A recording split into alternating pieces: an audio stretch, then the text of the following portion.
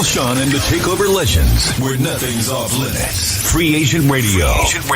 Baby, tap in. Tap in. Tap in. Good morning. Ladies and gentlemen, you are listening to Michael, Shawn, and you're watching Michael, Shawn, and the Takeover legends. Jay Blizzy, Jay Black, super producer, DJ Cam, Ghetto Celeb number one. Shout out to our girl, Shawnee Scott. And welcome. I guess today, what's today? Tuesday? Today is $2 Tuesday. Yes, Tuesday. Right. Tuesday.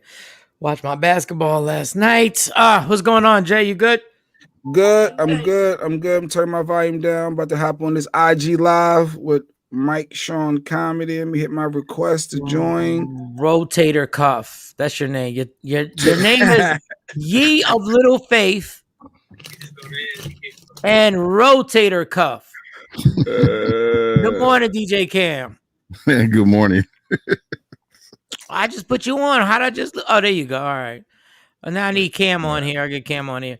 So, Jay Black is skeptical of everything. That's why he's got the nickname Ye of Little Faith. And now he's got the nickname of Rotator Cuff.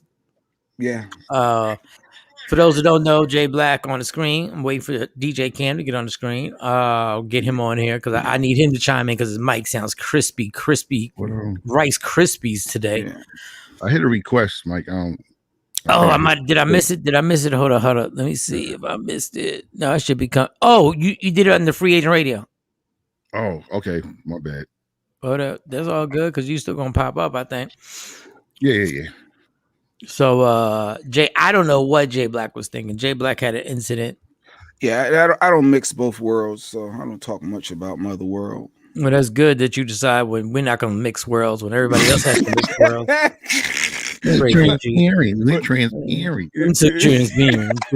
Transparency. At another gig, at another gig where he's the ultimate boss. Yeah. Scary. Yeah. He decided to do some hands-on stuff that none of the bosses would ever do. Yeah, and I got on the ladder and the stable. Not a little ladder. No. The ladders that the painters come to your house and get on. Some nonsense ladder stuff. Yeah, how'd you know? I ain't even seen you a picture of the ladder. Exactly what you. I don't have to say. I've been to your establishment. I already know there's nothing that you're going to use a ladder for that isn't going to be super high up and unstable. Yeah, and the ladder fell. Well, I fell. Ladder collapsed, and And you didn't think it was good to have somebody hold the ladder. Well, does that really help? Who's really going to catch you? So who's no. Hold the ladder would have never shook. That's why you have somebody hold the ladder because then the ladder wouldn't have shaken. It would have moved and tater tottered. Potentially spotted. So you just grabbed the ladder and went about your own business and said, I'm just going to go up this ladder by myself. Yeah, pretty much. Yeah. So now we got a situation where Jay Black has to miss Michael, Shawn, and the Takeover Legends for a few weeks, and he's going to go get not regular surgery. I'm talking about like NBA Major League Baseball surgery on his rotator cuff. Like normally you have to do that because you throw a fastball 95 miles an hour for too long in your life. Good morning, Kathy. Yeah. Or because a 285-pound defensive lineman fell on it and you're like, oh God, that feels like a rotator cuff. Yeah, that's a rotator cuff. Can't move it. That's definitely a rotator cuff. Yeah. Facts. These are all true. What you're stating is a football injury, baseball injury. But you ain't do no football or baseball, nothing. Don't get gas. You ain't do no football, baseball. You ain't do nothing.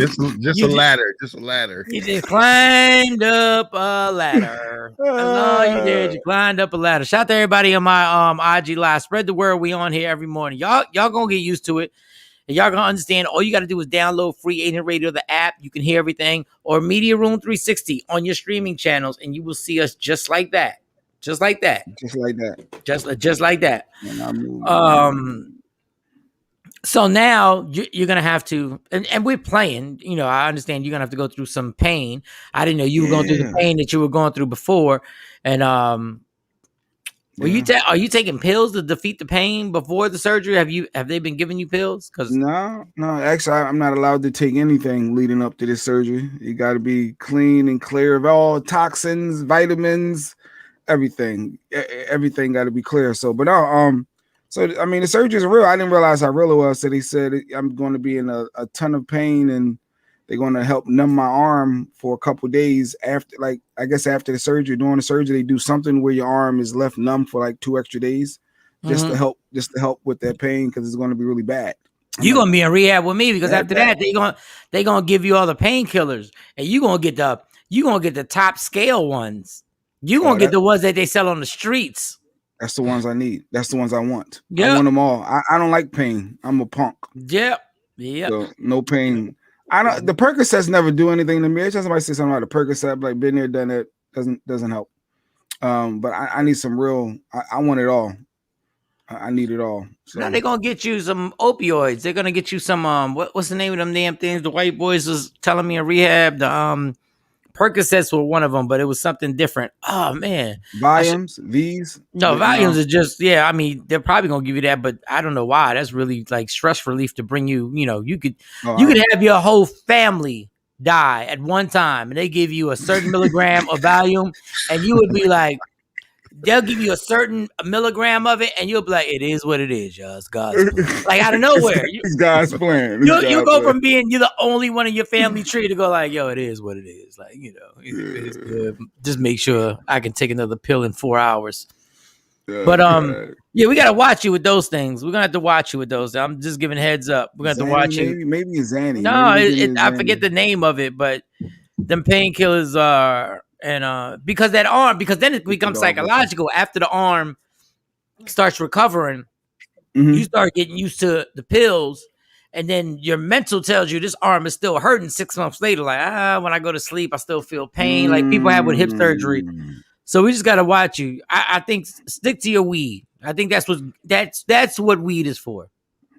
For pain, yeah, medical marijuana. Yes, I do have that medical marijuana card, and I am legalized to numb the pain with that if needed. Why the hell did you even get a legal marijuana card, Jay Black? Like, what was it that you were going through? Like, was there something? Could you not sleep or something? I was having anxiety. I was having real anxiety. Don't joke. The real migraines. I had migraines. The migraines. Okay, you and Cam. I'm being honest. Yeah, I did. Oh yeah. We can be transparent with that. I've never talked about that, but yeah, I developed anxiety out of nowhere. I'm being honest. I guess it comes with old age or getting. No, it comes with being. I'm not being funny. I'm not being funny when I say this, and not in all cases. I'm just saying. Similarly, I can say it with you. It comes with being a control freak. Yo, my wife said the same thing. It does. And I honestly, it took me about a good year of me dealing with it for me to be like, I think she's right. Is when I don't have control of a scenario or a narrative, I feel the anxiety build up, and I realize that this issue is real. Like that anxiety stuff is real, and it's like, wait, but I can't control everything, so why would I allow it to get there? I didn't believe her, but no, she diagnosed me, and then once the doctors and them said it, it's like, wow, how did you know? Hold up, Mike, how you know that? Okay, I'm not gonna take credit. Cam, I can't get you on this IG. What's going on? I don't know. I'm gonna go under my name. Yeah, go on and get name. Yeah, and I didn't say this, so don't make it seem like I didn't say this. Therapist said this. First of all, everybody is not doing something against you, and you're not that important for everybody to be doing something against you or something that you don't like. And the paranoia kicks in, and your brain is on overdrive over every situation in your life. Every person that you come across, you think there's another aspect or another thing that they're doing. I didn't say this, so I don't want y'all thinking that I create. I'm talking about a therapist that told me you think that you're that important that everybody in the world has an ulterior motive, and you got to control every aspect of everything. Because I started getting these. I've had 3 migraines in my life, and I will never downplay what a migraine is ever. Yeah, I will never hurt. downplay literally having to turn off lights and sit in the dark and Yes. feel the overwhelming Real. pain. Yes. And I saw this with Cam early on, but I was always drinking. So I was like, well, I didn't tell Cam like, Cam, you good? No, I was like, that stuff must really hurt. Mike seen me leave parties in the middle of Yes. doing the after party. We used to do our comedy show. I got caught out there like twice. We got 1,000 people in the room. I'm gone. And the throbbing, and it's almost like I don't know how to explain how the room is like,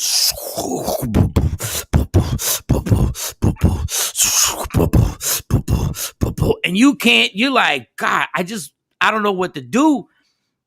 And I had no weed at the time, but yeah, that's what my therapist told me. You were so overwhelmed trying to control everything in your life that the overloading of stress has now come. And stop thinking you're that important. That everybody around you is either against you or you need to know exactly what everybody around you was doing. And I was like, huh. Mm-hmm. But I was in rehab. So he was like, what you gonna do now? You gonna stress that now? You got no control, Mike. There's nothing you can do. You can't tell nobody to do anything. You can't demand anything from anybody. All you can do is sit here and do what? Take care of yourself. And I was like, this here, I need a drink. Like I need a drink right now. No, let me out this place. Stress is real, and the stress that we cause ourselves, the stress that we inflict on ourselves, on our make-believe thoughts, on what is really important, what's not important. Yeah, it's real. No, I found out it's real. That anxiety stuff is real. So I used to like tell people, yo, you're bugging. Now I see, no, it's real. So, but yeah, that medical marijuana really helps too. So for those out there who are in pain, you can explore it. And it's a quick relief too, literally 2 to 3 puffs and that pain is done, is gone. So when I hear about these different people starting their dispensaries and all that, okay, it's a business out there because it's real. But just think about it. Let's talk to Kathy. Kathy said, at home, you're a control freak over your wife every move. Here goes Kathy, early in the morning. The man is already stressed. What we need is more stress for. God damn, you women don't give a damn about a man. Go through her phone, want to know where she's at all the time, making her cook, you baking and scrap her every day, and your business. Mike can tell you, relax your brains. First of all, Kathy, this is not how black would see. Black women, y'all don't help. I know you tried to help. Y'all don't help. Even your text message was in the wrong tone. Your comments in the wrong tone right now. That was a lot, Kathy. That was a lot. That was a lot. My goodness gracious. Action says regular marijuana works as well. I guess it do. I guess the medical ones, the regular ones. Yeah, it helps with the body aches, the pains, all that. Migraines, it goes right away. Anxiety, it goes away. So that stuff real. I didn't think that was going to be that fast, but it works. See, this is why alcohol is bad. The funny thing about marijuana is that it does one thing for you. It helps you do one thing. Relax. Yeah. Just think how simple that is. Yeah. Relax. Hey, you've done all you can do. You've done everything that you can do. Now relax. See, the problem with alcohol is that alcohol is a depressant. So after it says relax, you wake up the next morning and says, oh, you're sad now. Because it's a depressant. That's what alcohol is. So it gets you in there where you relax for 2-3 hours, 4 hours, whatever the hell it is. Then you wake up and you're depressed because that's what it is. It's a depressant. The alcohol companies know what they're making you. They know what their drug that they're giving you. Marijuana is just, as long as just marijuana, as long as it's just relax, homie. It's like your girl coming up to you in the middle of something, if you allow her to, right? You going back and forth. And she goes, listen, let's just chill. And she rubs your shoulders and said, just relax. Like, it's not that big a deal what we're talking. If you allow her, because some of us are too stubborn to be like, to actually let it go when she goes to rub your shoulders. Because we still, as a dumbass, we still want to keep the fight going as if that's going to change the world. As if I win the argument, the world's going to be so much better after that. Like if I get when Mike gets his damn point across, everything is going to be so, oh, guess what? I feel no, you're still gonna feel like an ass. But if you just relax, and weed But is a that's one thing. Go but ahead. that's easier said than done. Like I see Kathy's comment there at the end saying, "Let it go." I saw this commercial yesterday for better health, and it was people that have anxiety or depression. You just can't. People say it all the time. Just let it go. Leave it alone. And if it was that simple, it would be done. You can't just let stuff go. It still plays a part in your mind. Good morning, Jacqueline. And I'll David. Good morning, David. Dave Black, I'll say a little different because I never took anything for my migraines. Mm-hmm. You know, and I kind of joke all the time and say, you know, when I got my divorce, they kind of went away, which was kind of the truth, you know, but I just use that as a joke and a crutch. But I kind of made a conscious decision to not stress things, literally just almost have the mind of a child. Mm-hmm. You know what I'm saying? So let's say, for instance, a bill's due and I'm $20 short. I'm $20 short. It is what it is. Mm-hmm. That ain't going to threaten my life. I'm not going to die over it. You know what I'm saying? I'm like, and it'll work itself out. You know what I'm saying? I'll pray on it or whatever, and it'll get dealt with. But I don't stress. You know, normally that could be something where you're like, man, where am I get this $20 from, so I can take care of this and blah blah blah blah blah. And then that turns into a headache, or, you know what I'm saying, being all tense. I'm to the point now. It's almost like I smoke weed, but I don't, because my mental is just like whatever, and it's not in a negative way. It's in a way to not get myself all worked up. Yeah. Because I'm not going to fix it being worked up. When I realized even me being worked up never solved nothing. Now I don't have the $20 and I don't feel good. Mm-hmm. Yep. You know what I'm saying? Like I'm kind of just adding on to the problem. So I just got this whole mentality, and some people would look at me like, Cam, you act like you don't care. But like, no, it's not I don't care. I'm just not going to let that stress me. It'll take care of itself, and the lights are still on, and, you know, I'm still doing what I'm doing. It works itself out. Yeah, because at the end, I don't want some of y'all to take that the wrong way, because some of y'all irresponsible. So no, some of y'all just irresponsible. That's what worked for me. That's what worked for me. No. But Cam's not saying be irresponsible. Cam's saying, listen, I did all I could do. So now, if there's nothing else to do, what's it going to help for me to stress the rest of the day over not being able to do what I can't do? Yeah. There's nothing else I can do. I have to chill now and go like, it's going to work itself out. But if I am $20 short and there's nobody to get $20 from, and what do you want the person to do at that point? There's not. All you're going to do is drive yourself crazy and make the situation worse. Yeah. Mm-hmm. That's why I tell y'all people with relationships. That's why I try and tell y'all with relationships. Morning, Ash. Mm-hmm. It don't work. It don't work. It don't work. It don't work. I'm not being tough guy on this. I'm not trying to be the tough guy. If y'all don't fit, y'all don't fit. That's all. And just handle it in a cordial way. Whatever's involved, kids involved, especially y'all that there are no kids involved, and y'all killing yourselves trying to make a relate. Y'all fighting trying to make this relation. Why are you spending so much time? Men and women and men. Nobody first, nobody second. Why y'all banging your head against the wall over this? You'll be fine. When a relationship is over, you'll be fine. Y'all causing yourselves all this stress and headache. Look, it didn't work. But it's just like, I don't know what it is with society. I love him, but we love each other. we that's my soulmate. But don't do the girl voice, because I see many a man sit in there trying to do this and that. No, she all right. No, she good. No, she all right. No, she not. No, you're not. I'm not saying she's not all right as a problem. I'm saying y'all two just don't need to be together. Damn. There you go, Kathy. I live a stress-free life. I doubt that, but I'm going to go and read the rest, Kathy. When someone or something starts to stress me, I evaluate it and work to remove it from my life. If that's what you're doing, good. And I think that's a good statement to say. It doesn't normally happen that easy, but I think it's a good thing for you to put out there. Something stresses you in life that you don't know what it is. I'm just saying, in a relationship, if it's just you and that person, there are no kids involved, it's just a regular relationship, you're going to sleep with that on your brain? But then again, it's the insecurity of people of both genders who think, I can't live without this. If I hear one person ever say, I can't live without this other person, God, y'all so disrespecting God. They be feeling like that though. You had to be in a relationship that you felt like at one point, man, I can't live without this person. Like even as teenagers, you feel that way when when your first couple relationships, you feel like life is over if we're not together. They're parents, right? I'm gonna be real drastic right now, just so we can put this in perspective. Be real drastic. There are parents who have lost something that I don't know if I could handle. They've lost a child, right? Mm-hmm. A child, and they live for another 50 years. And you gonna tell me you can't live without this mother?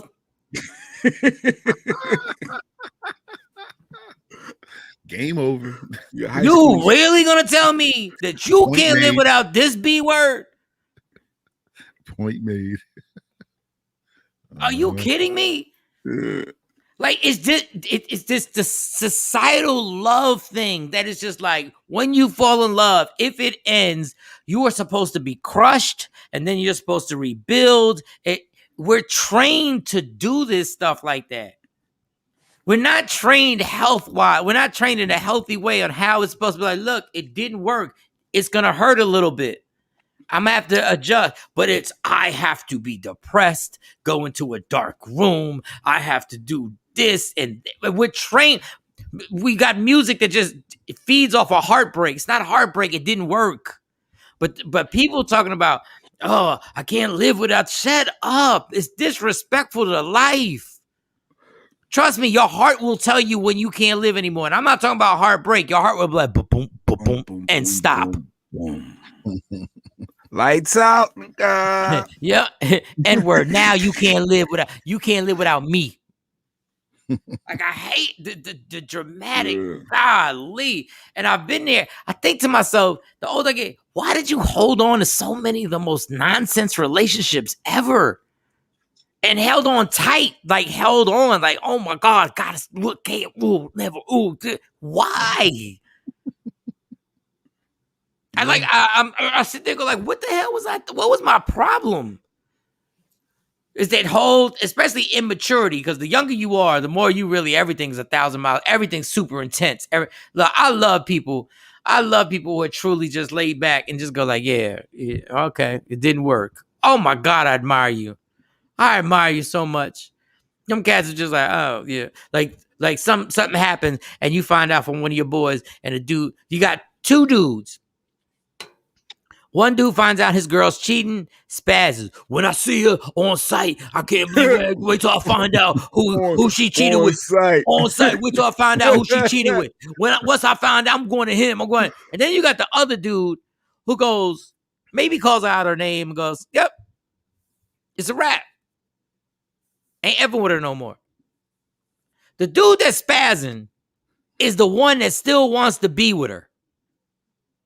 The dude that's spazzing is the one that's gonna, after all the ruckus, does all that, he still wants to be around her. He's like, oh, I'm gonna fix this B word. And he's at the house back. The other dude literally just calls her and says, yo, lose my number. Peace.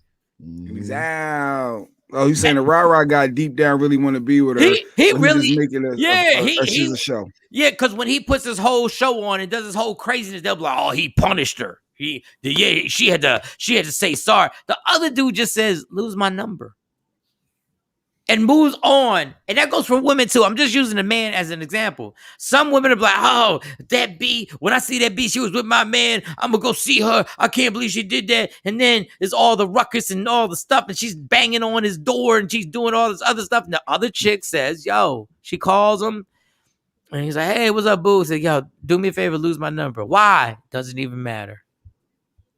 I don't even want to get into your lives. Enjoy your life. Go enjoy your life. I don't even want to get into the back and forth.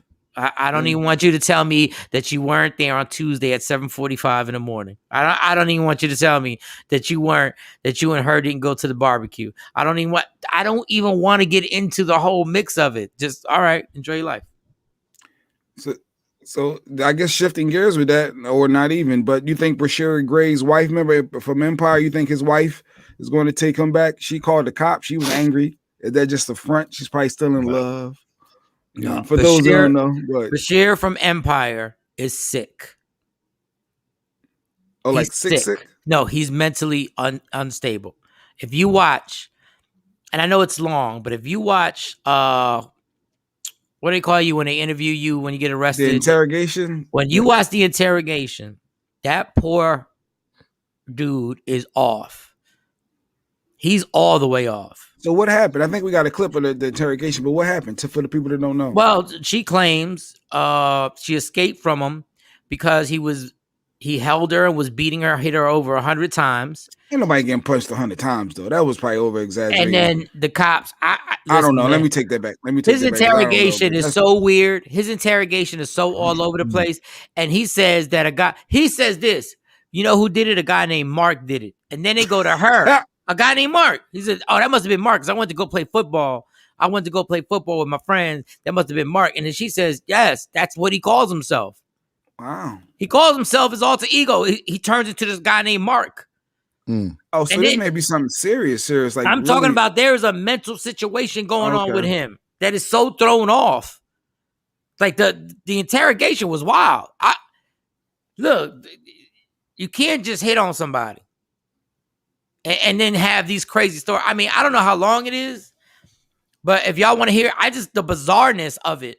It's a bizarre interrogation, and I feel like this young man has got some real mental issues. So if y'all want to play it, we can play it. Let's play it. Yeah. But Gray claims to police it wasn't him, but some guy named Mark. I guess they got into an argument or whatever. I was at my friend's house playing football. But Gray's wife says she knows exactly why Gray claimed Mark carried out the crime. He just says his name is Mark. That's like his old fake name. In what is a bizarre 2-hour interview with police, the actor constantly changes his story. I don't live in that regular world space. You know what I mean? Oh. Y'all can't see the video, but he never put his shirt fully on. Who can't see it on Free Agent Radio? There's already a problem when you won't put your shirt fully on. First of all, interrogation rooms, I don't know, for whatever reason, are always cold. Like, he's got his shirt halfway on. Did y'all see that?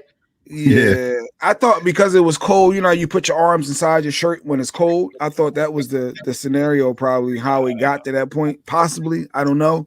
But he said he lives in another world. So. But didn't Mo on allegedly, which happened later on the show, tell us that he got probation. He got 3 years probation. Was that the guy didn't he get 3 years probation and then some other stuff? Yeah, it was restitution fines and some 3 years. No, it was 10 days in jail and 3 years probation. That's what he got. 10 days in jail was a sentence. Oh, I can't in the video. I can't see if the girl was hurt or whatever. I don't know, but I really think I'm not a doctor, but damn, that it's pretty clear that he probably needs to talk to somebody or probably needs to be on some type of medication because that looks crazy, homie. And I wish you all the luck in the world, and I hope you get the help that you need because that don't look regular. Drip, who put their arms in their shirts?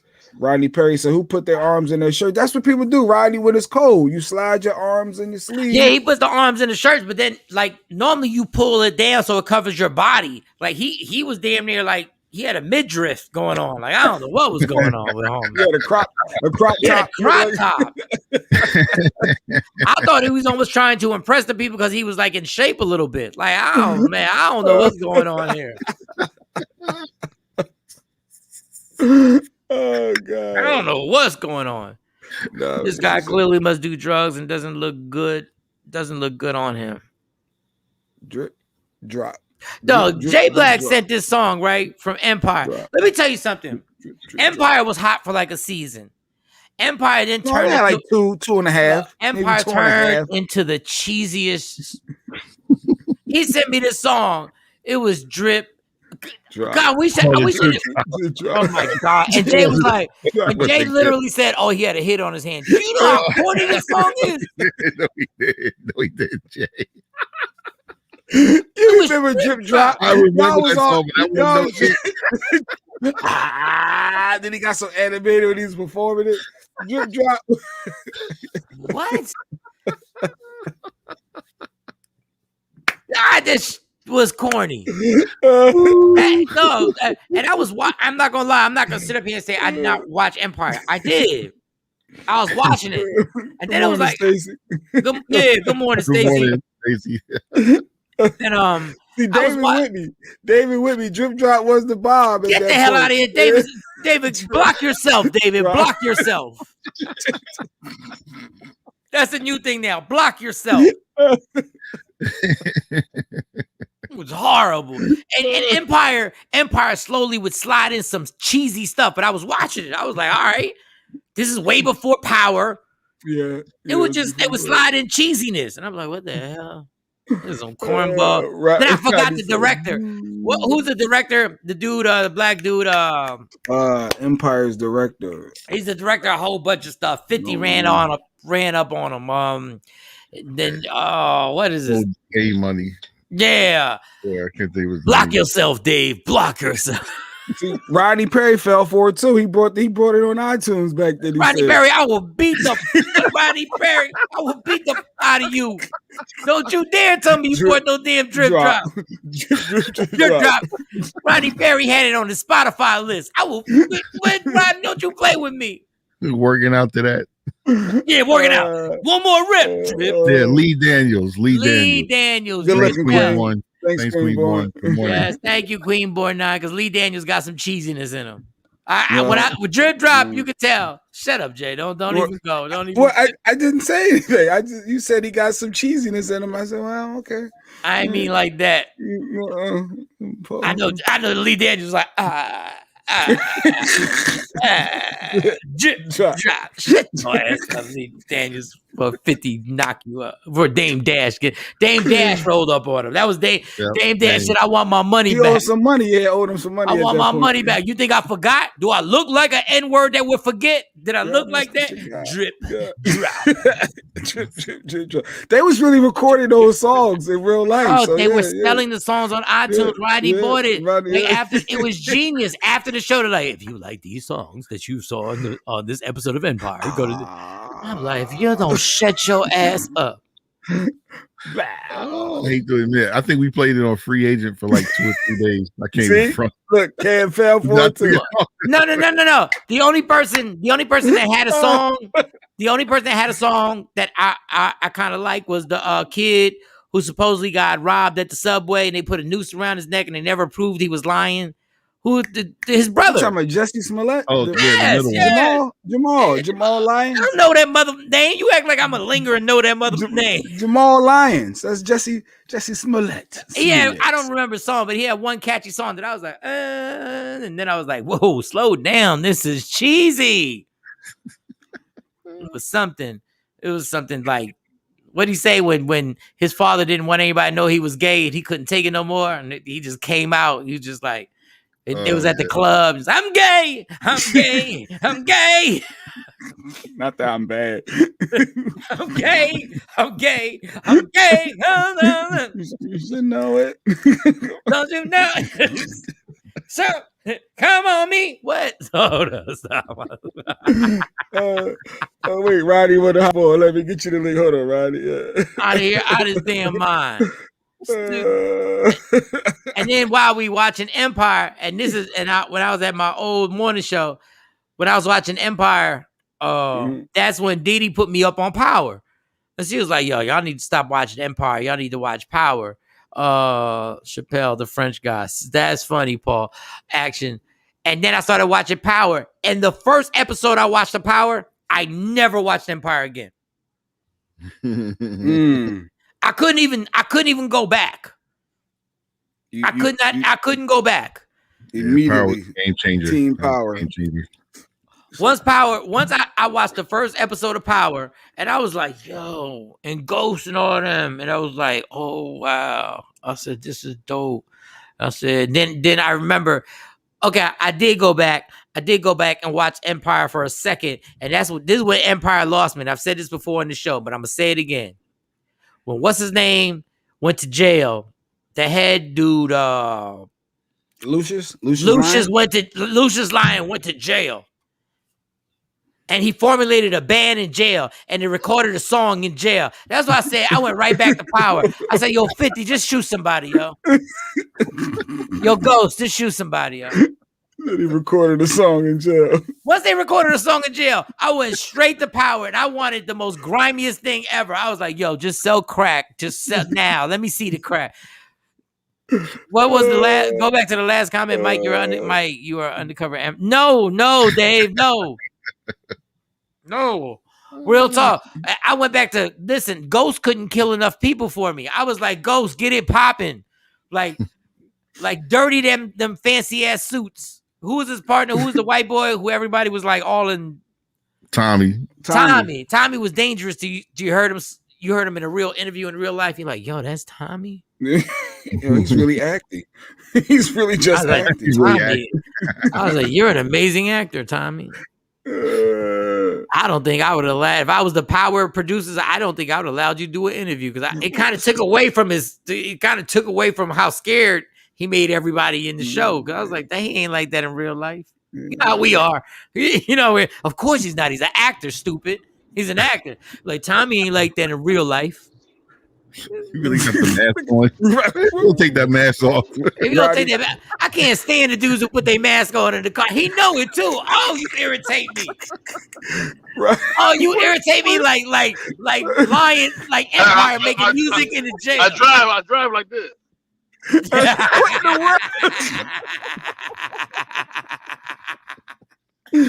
What up, Roddy? Where you going? I'm headed back home. Just dropped my daughter off and went and got me some breakfast. Headed back to the crib. Got that bacon, yeah. How long was it? How long did you watch Empire for before you got sick of it? Where you were like, I shouldn't be watching it? I think I made it through the first season. Yep. That's what I said. The first season.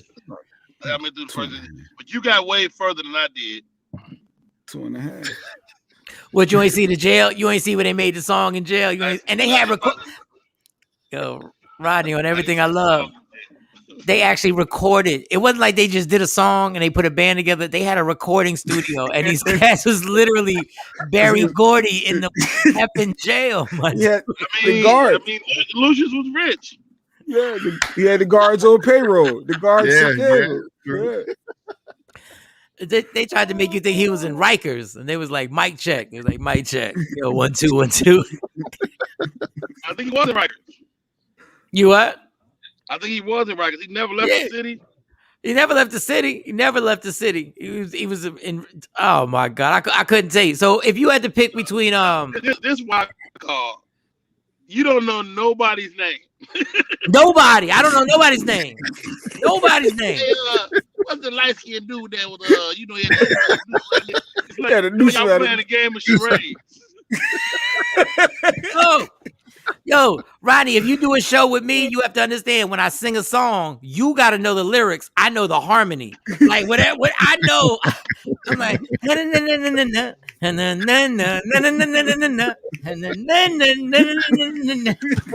right, got chime in.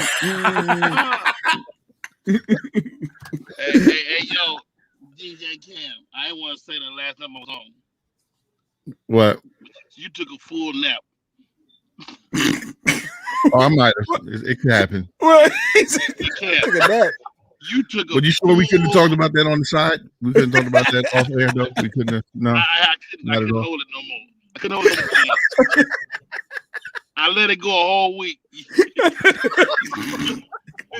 I was so impressed at the way you did it though. You're like.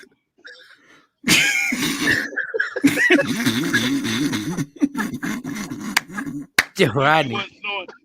I would get caught because I'd be snoring. So they were like, "Hey, what's the noise?" That was me. Yo, Rodney.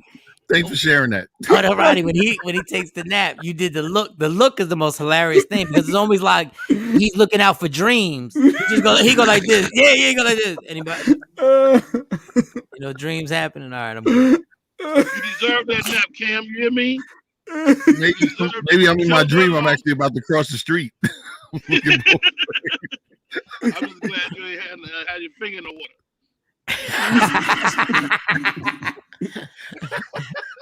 That's but No, the funny thing is that's the look that you look when you taking trains and buses in New York your entire life. Because when you fall asleep, when you wake up, you always got to do the look like you always got to do this. Who's around me? Who's there? Who's over? Larry's back. Hey man, best morning show on. I turned off Steve Harvey because I heard y'all. Oh man, appreciate you, Rodney. Thank you. Love. Thank you, Rodney. Appreciate that. And I'm gonna jump off because I got my phone about to die. all right, go ahead. I'm texting you today for the date that if you're open for July. It's in July at the Addison Improv. All right. Did you? He ain't doing the show. You've been texting me for 3 weeks. I know, but I locked it all in because I'm not sending you anything unless I have everything locked in. I'm not sending anything unless everything is like, when they said, you got it? I'll say, I got the date. I know what it is. It's a Wednesday night. And then, and just see if we can do it, if we can make it happen. If not, I always appreciate you coming on here and rocking out with us. Done deal, man. We're talking. I'm traveling today, but meet me tomorrow, whatever, Okay, got you. Be safe, Rodney. Love, appreciate it. Yeah.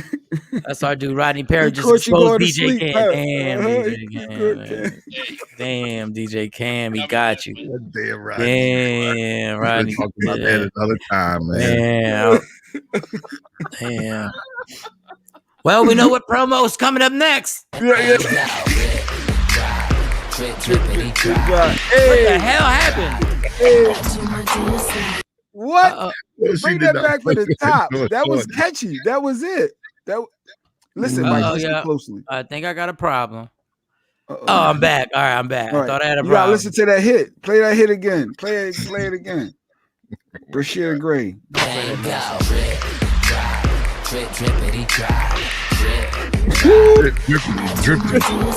it off. Turn it off, because if they shut us down on YouTube because of that bullshit right there,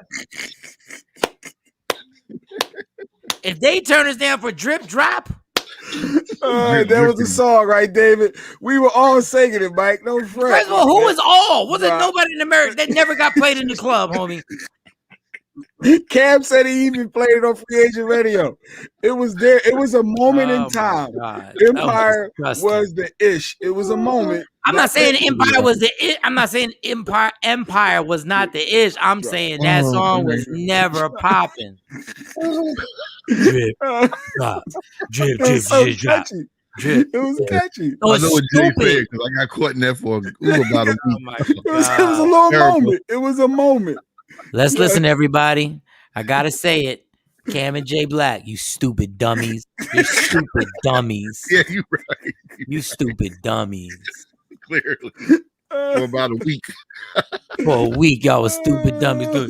Drip, drop, drip, drippity. Drippity. Then you wonder why your kids won't take your music choices seriously. Then y'all wonder why when you be like, Blueface ain't nothing. Man, you was listening to drip, drippity, and drop. Drippity, and drop. Drippity. Goodness. Drippity, and drop. He said drippity. The power of television. We knew that boy had a problem when he said drippity. We knew he was going to be being interrogated with his shirt half off, talking about, that must have been Mark. Drippity. What? He said, you feel me? I live in a different place. You feel me? No, I don't feel you. I hate when people say, you feel me? You feel me? I get tired of every time somebody talk, they say, you feel me after every other word. Ugh. All right, I got That's one. That's the pet peeve. That's the pet peeve. I know that's your pet peeve. Okay, I got a pet peeve. I got a pet peeve with words. Bruh, yo, bruh, yo, bruh, yo,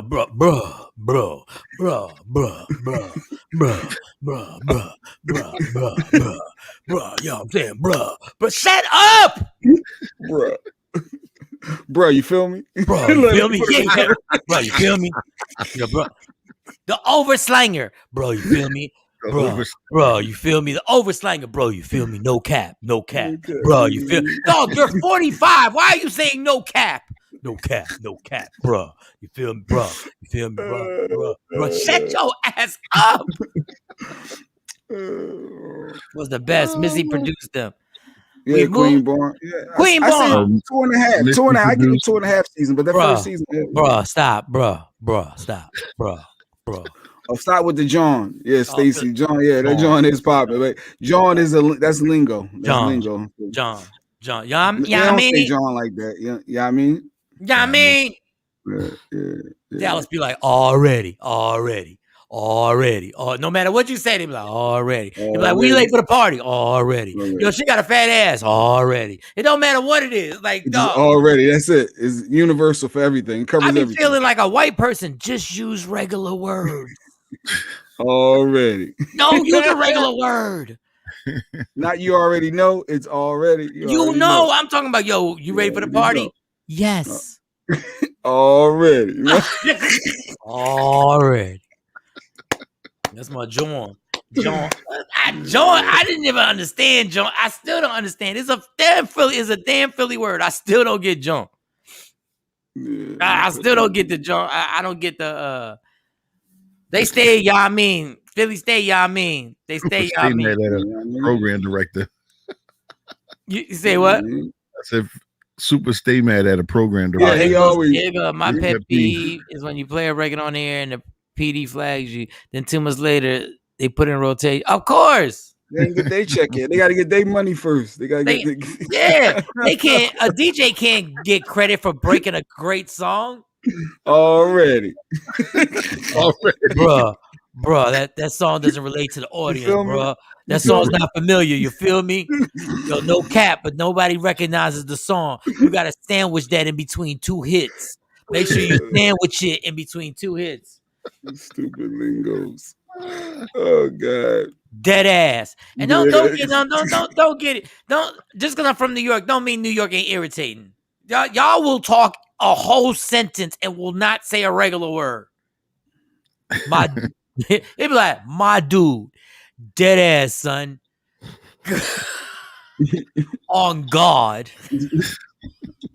On God. Do you really think God should be brought up on something when you're just talking about anything? On God. Yo, they selling yoo-hoos for like $1 on God. Do you really think you should put a yoo-hoo on God? $1. Yo, cheeseburger 70. The dollar menu is really a dollar menu, son. On God, you put cheeseburgers on God. Yo, lingo be now. Don't get it twisted. We have creative lingo, I should say. With some of y'all, man, God, it's like y'all be trying to prove something. God, bro. What is the LA? What is the LA Las Vegas? What's the Las Vegas PD police clip? Oh, okay. It was before I jumped on. No, I just saw something that threw me off. Bro, stay on point. Bro, stay on point. You feel me? You feel me? You feel me? I don't feel you. I don't. Hood, no matter what they say, right? No matter what they say, they need you to feel them afterwards, right? They be like, yo, you stepped on my sneak. I shot everybody. You feel me? No! Not at all. I shot everybody. Feel me? Yo, because real talk, if you look at me, I might shoot you. Feel me? Jesus Christ, just get away from me. Dog, it's just, my God, man. My goodness. But you know what I like? I do like the person. I like this person who's not trying to be cool. That is just the way they speak. And they're not going to change it no matter where they're at. Like, no matter where they're at, they're not going to, like, they will literally be talking to like an accountant about their taxes, and they'll be like, you feel me? Like, it don't matter where. They can meet somebody's parents. I've had a friend like that. They can meet your parents and eat dinner at your house, and they can't change. They will call my dad bruh. Like, nobody has a problem with people calling their moms bruh. Do y'all see this on social media? Where they be talking to their mom, bruh, I don't know what you mad at, bro. That's not a bruh. That's your mom. Like, these cats really be... Drip. So when we come back, did you ever talk about Funk Flex going in on Charlemagne and no, we so I almost think we're so past it. Charlemagne apologized to Kwame Brown. He did a whole apology. But why did he apologize? He apologized to Donkey of the Day. He had to?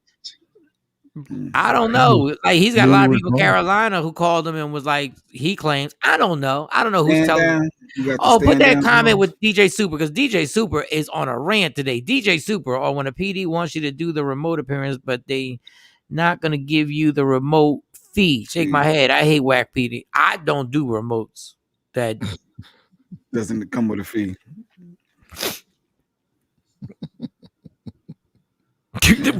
Yo, remotes. They say remotes are just a way for radio stations to knick-knack the hell out of. I don't want to get too deep into this, but remotes are ineffective most of the time. At Hot 97, never once was I asked to do a freaking remote. Ever. None of us were. None of us ever did a remote. Wow. Ever. Interesting. Good point. None of us ever did a remote. Remotes But are literally in Philly, that was a whole bunch of remotes. Yeah, you got to run all over. Just send the street team in the damn van. What do you need me for the remote? Unless AI is dropping a sneaker or Jay-Z was dropping the S. Carter, I get it. That was a big one. Yeah. Yeah, New York. Right. Hot 97. Yeah. We had to run no place and sit with a damn banner up and sit there for like. Michael Shawn out here live at the Foot Locker. Come on down. First 50 people. I don't know why I remember this. Yeah, Michael Shawn live at the Sneaker Villa here on Broad Street. You know what it is? You get in here, the first 30 people, you get 25% off. We got the new S. Carters. We got the this and that. And we got tickets for Summer Festival Super Fabulous Jam 37. I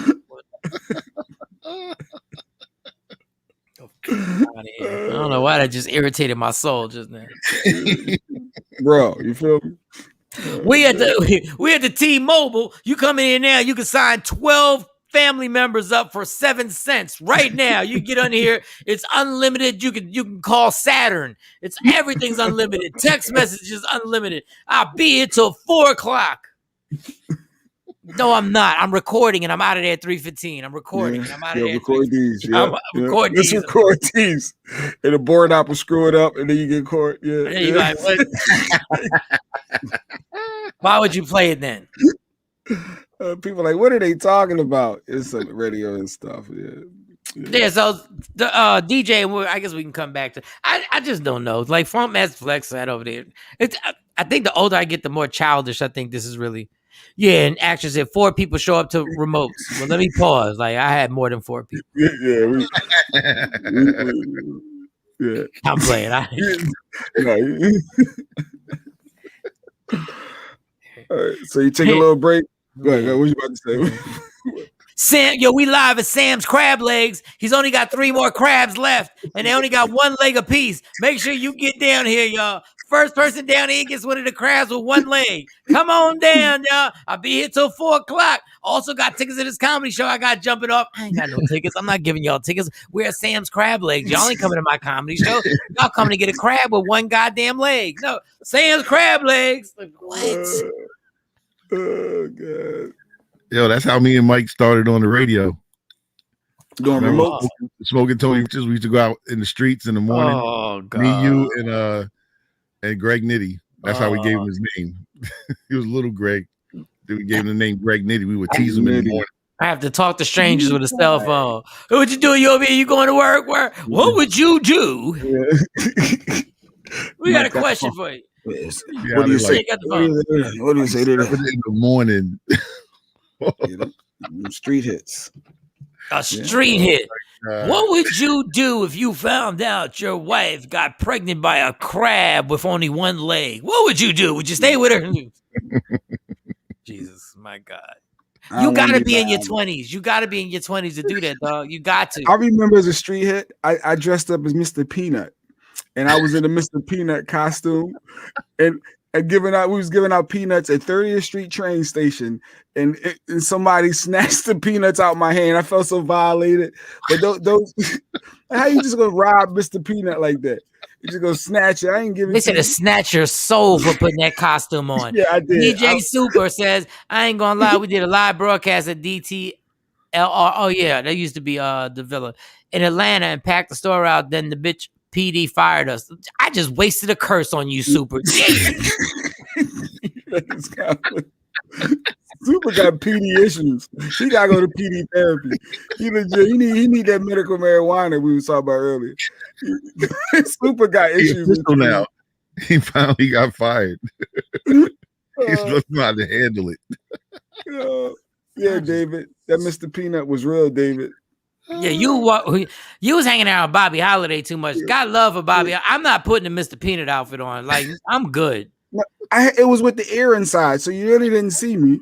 And it was like, what, $150 an hour? I was out there for 2 hours, like easy. Oh, you mean what? Oh, they paid you? Yeah, I wasn't just dressing it like Mr. Peanut for no I reason. thought the radio station said, "Yo, we need you to dress up like Mr. Peanut." No, it was $150 an hour. You got my little. Yeah, once they snatch the peanut out your hand, what you gonna do? Run with the costume? That gonna look crazy.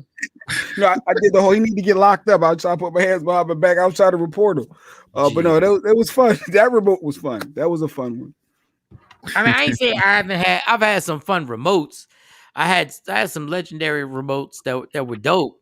It's just some of them they would send you, like, the station will pimp, radio stations will pimp the hell out of you and just send you anywhere, and you'll be like, what the hell? They sent me to this bar and I found out, what was that? I'm not gonna tell that story. I don't feel like getting into that. They sent, there was a bunch of crazy places that they sent me, and I was like, we was in the hood. Like, we was in, and by the time they took taxes out, you damn near made $75 added, and they'd be like, we're gonna add that onto your salary. It's $75. You made me risk my life in this corner bar in one of the worst areas in Philly for $75. Y'all don't give a damn because the salesperson would pop in for all of 7 minutes and bounce right out, and then I got to deal with the light skin comments. Light skin boy think he that. Light skin boy think he think he wore that. Light skin boy think he ought. I'm just here in your crummy ass bar trying to help this bar guy make some money off his establishment. Yeah. The things we do for our gigs. Jesus. Things we do. But yeah, so you're gonna come back, you're gonna talk about Flex, you're gonna play a little Flex clip, a little Charlemagne clip to pay off, and go from there. I don't even know why we playing this Flex clip. Oh, we don't. We ain't no. We can play it, but I'm just like, Charlemagne apologized to Kwame Brown. All right, we'll play the Flex clip because I think Flex is a child right now. This doesn't make it like, Flex is Benjamin Button. He going back in years. He's getting younger because this doesn't make any sense. So I don't want to give it away. Yeah, we'll play it and we'll see what you guys think about it. I got to get off the Instagram live. We'll come back, guys. Download Free Agent Radio. Rodney Perry just said he turned Steve Harvey off to listen to us because we was on. That's dope. Good cosign. Appreciate that, Rodney. Thank you, Rodney.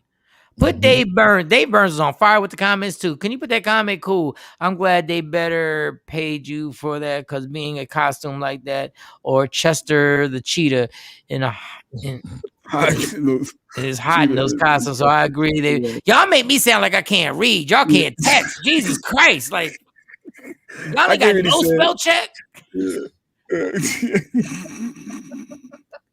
Yeah, Dave. I had a fan of mine. Mr. Peanut had a fan inside though. It kept the air going. But and a fan in there changed everything. Right, it was still hot. Blow the hot air right back. That changed everything. This is easy $300 though. Let me shucking job. Jazz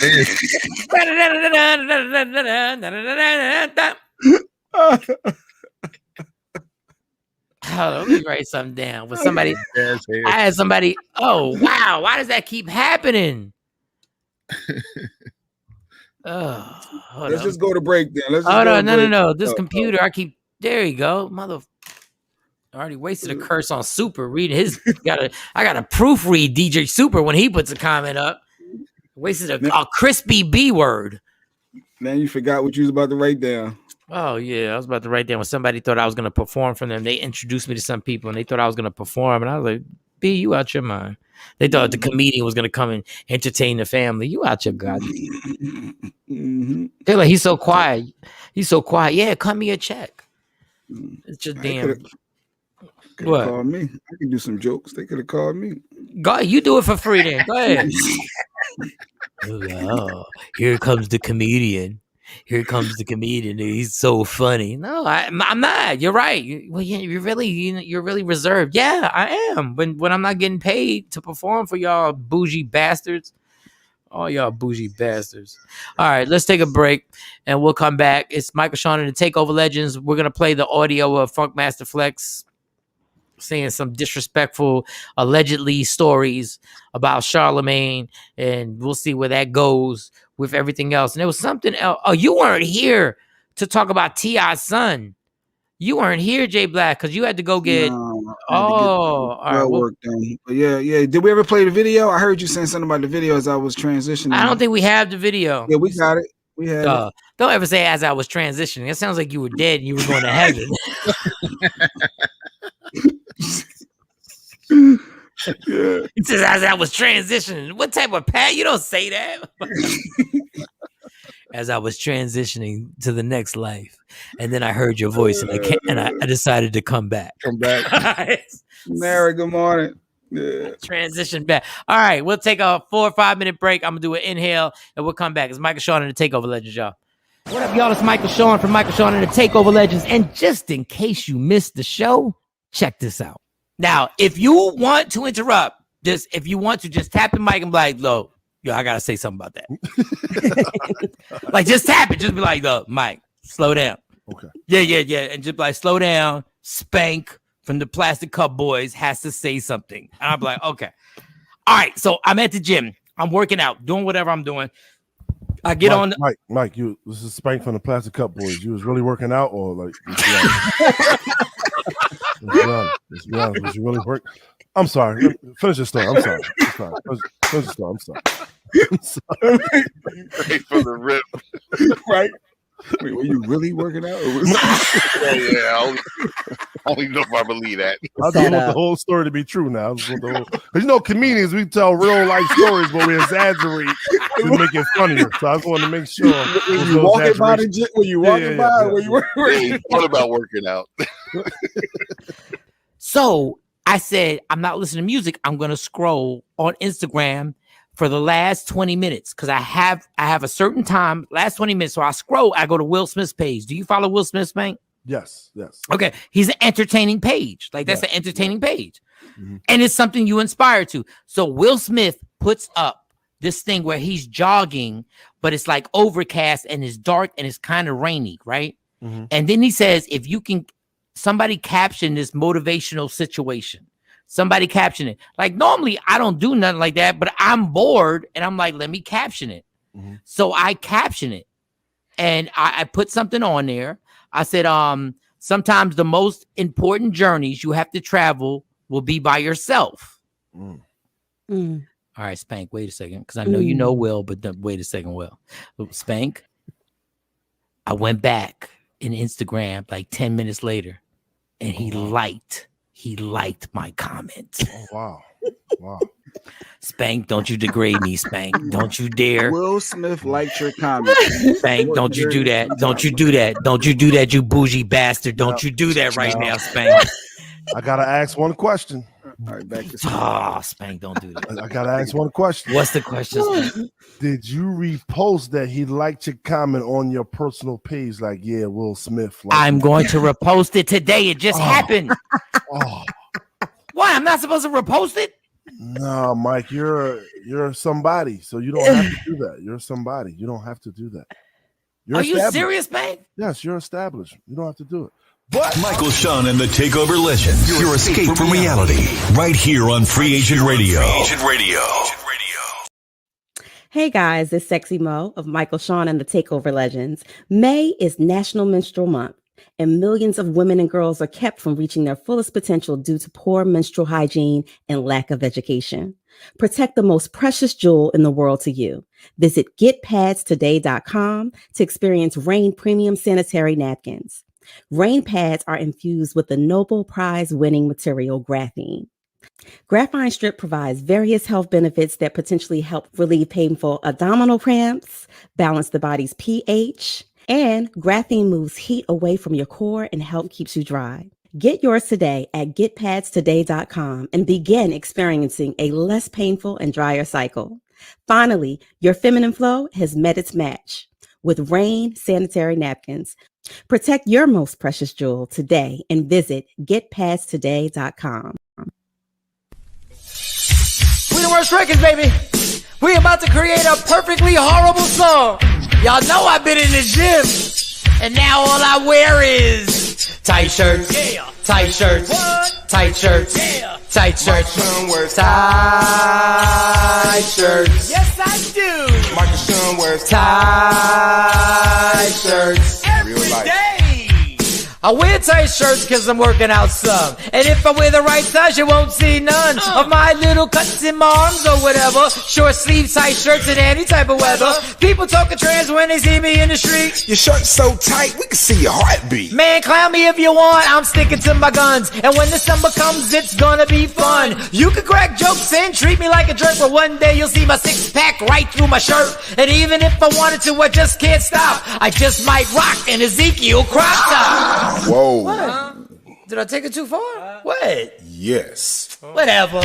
Tight shirts in the morning at work and when I grieve. I even wear tight pajama tops when I sleep. Tight shirts. Tight shirts. Yeah. Tight shirts. Come on. Tight shirts. Come on. Tight shirts. Come on. Tight shirts. Every day. Mike Shawn wears tight shirts. To the gym or wherever. tight shirts. Tight shirts, tight shirts, tight shirts, tight shirts, Michael Shawn and We the Worst Records, Pluto, Aristotle, P Skills have just destroyed or created another perfectly horrible song. Yeah. Check out the next single, Grown Man Wearing Skinny Jeans.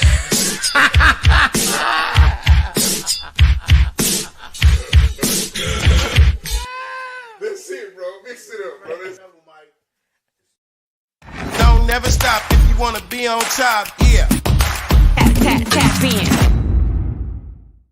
Tap in, tap to tap in, tap to tap in. I'm not supposed to like that song, but I do. Tap in. Mike Shawn and the Takeover Legends. It's Tuesday. Everybody on my Instagram Live. What's really good? Let me get Jay Black in here. IG Live love. IG. I still ain't got my badges. I'm the most procrastinating bastard ever. I'm gonna get my badges today. Get Cam up in here. Yes. I get to wake up hearing good news that my kids. Now, reading David's comment, he woke up this morning with good news that his kids are graduating from 8th grade and stepping into Reality High School. Reality High. Nice job. Congrats, David. That's a good thing as a parent, right? That's an accomplishment. Oh, that is so. Yep. That is so stressful. My twins actually went to their first day of high school yesterday because of the pandemic. Their first day in high school was yesterday. They finally went to school. God, I was so stressed out. They said they were good. Amani's a veteran. She's been in there. She's a junior. So she's been in there. And they had to go to this school. And, oh, man, that's so stressful. High school, man. But they said they had a good time. Maybe it's different having girls. I don't know if Dave has girls or not. It's just different having girls, man. Gotta send them to the jungle. Welcome to the jungle. Oh, the boys is there. They out. The boys. And forget just I can handle what to do with the boys. I can't handle what to say to these damn B words in there that are ignorant as hell. Chicks be ignorant. Oh, you think you all that because you light skin? Light skin and long hair. I'm gonna cut your face with a razor. They still do that. That's like still the thing. I know back in the day was one. I was gonna cut a light skinned girl. No, my kids don't go to that school, Jay. they don't go to that school, Jay. You're not in the hood. Yeah. You're not teaching them the qualities of life and growing up in a hood high school. You gotta know how to adapt. That was a bit too much, Jay. Yeah. My kids are worried about getting sliced in the face. I failed. You worried about not stepping on somebody's shoes? They gotta be worried about all that. The fashion show? No, I'm not. No, that's a whole lot, Jay Black. That's a whole lot. This guy said, yo, so this DJ, Funk Master Flex, in New York City has a problem with Charlemagne from the Breakfast Club. And just happened a while ago, but we never got to play it. And cut you with a razor, bruh. Yeah. Bruh. Shut your head up. God. he has a problem with Charlamagne. They've gone back and forth at radio. They work as competing radio stations in New York City, and Charlamagne had something that priorly happened years ago. And listen, I don't have a comment on whatever Charlamagne did or didn't do, and it got pleaded out, and it got pleaded out, and that's what it was. All of a sudden, Funk Master Flex decides that he's going to do this on the radio, and I don't know. Just play. This is what Funk Master Flex says about Charlamagne the God from the Breakfast Club and alleges this stuff right here. Oh, Shawnee's not there? Shawnee's there. Oh, maybe she froze. Shawnee, hit that audio. Let me see. No? Yeah, Shawnee. That's the part taking everybody to a bad place, you nasty. You're so nasty. That's the part. You sit next to people. You sit with academics. You sit with that nasty guy with you on your podcast that doesn't care about our culture, and you just laugh about chick raped. Because as he's laughing, I'd like to punch him in his face. Because I want you to let me in on the joke. Let us in on the joke. Let us in on the joke about putting pills in a woman's drink and having sex with her and she's incoherent. Because I'm going to tell you something, my brother, and then I'm going to end this. You seem to look up to R. Kelly and his sex tape with the 14-year-old. You and your wife, I guess that's what you do. You like to have sex with people when they're incoherent. You did it on spring break, and you expect us to believe. You describe yourself like that. You say that's what you do, but you want us to believe this one girl, Jessica Reed, you didn't do that. It was your boys. You're a liar. Keep sending out your cease and desist. You're doing the right thing, buddy.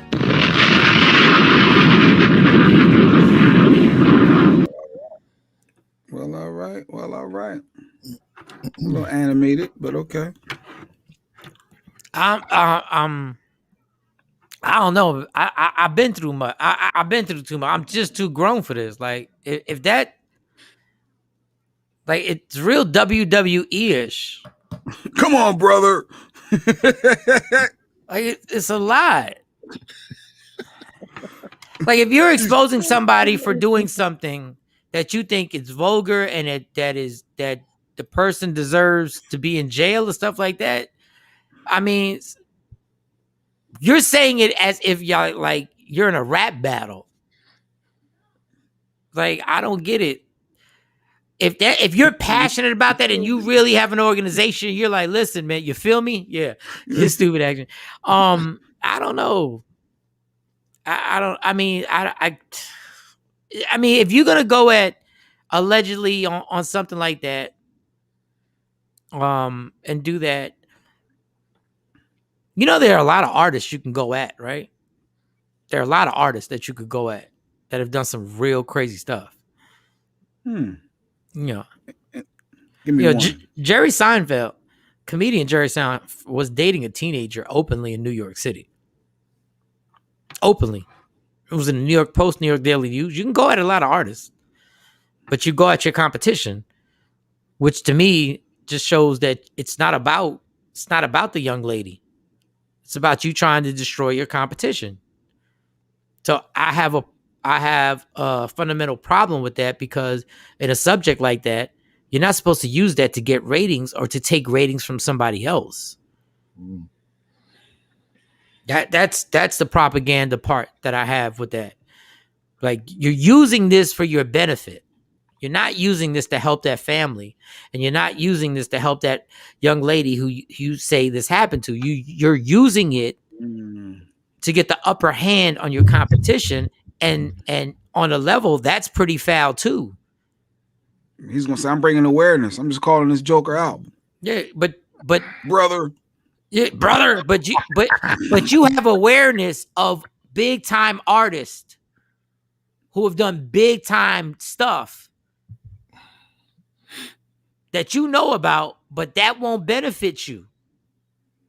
It's like playing these games, like these games that get played on like it was immature what went on between that station when he brought Envy up, and then Charlamagne brought Mr. C's situation. DJ Mr. C had a situation where he had paid a transgender to do some act. Like, that it's not cool.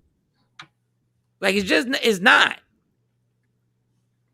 Like if I'm just better than you on radio, I'm gonna tell you I'm better than you.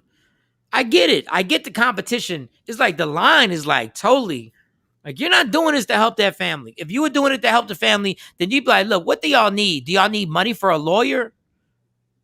Do y'all need money for a lawyer to pursue this further?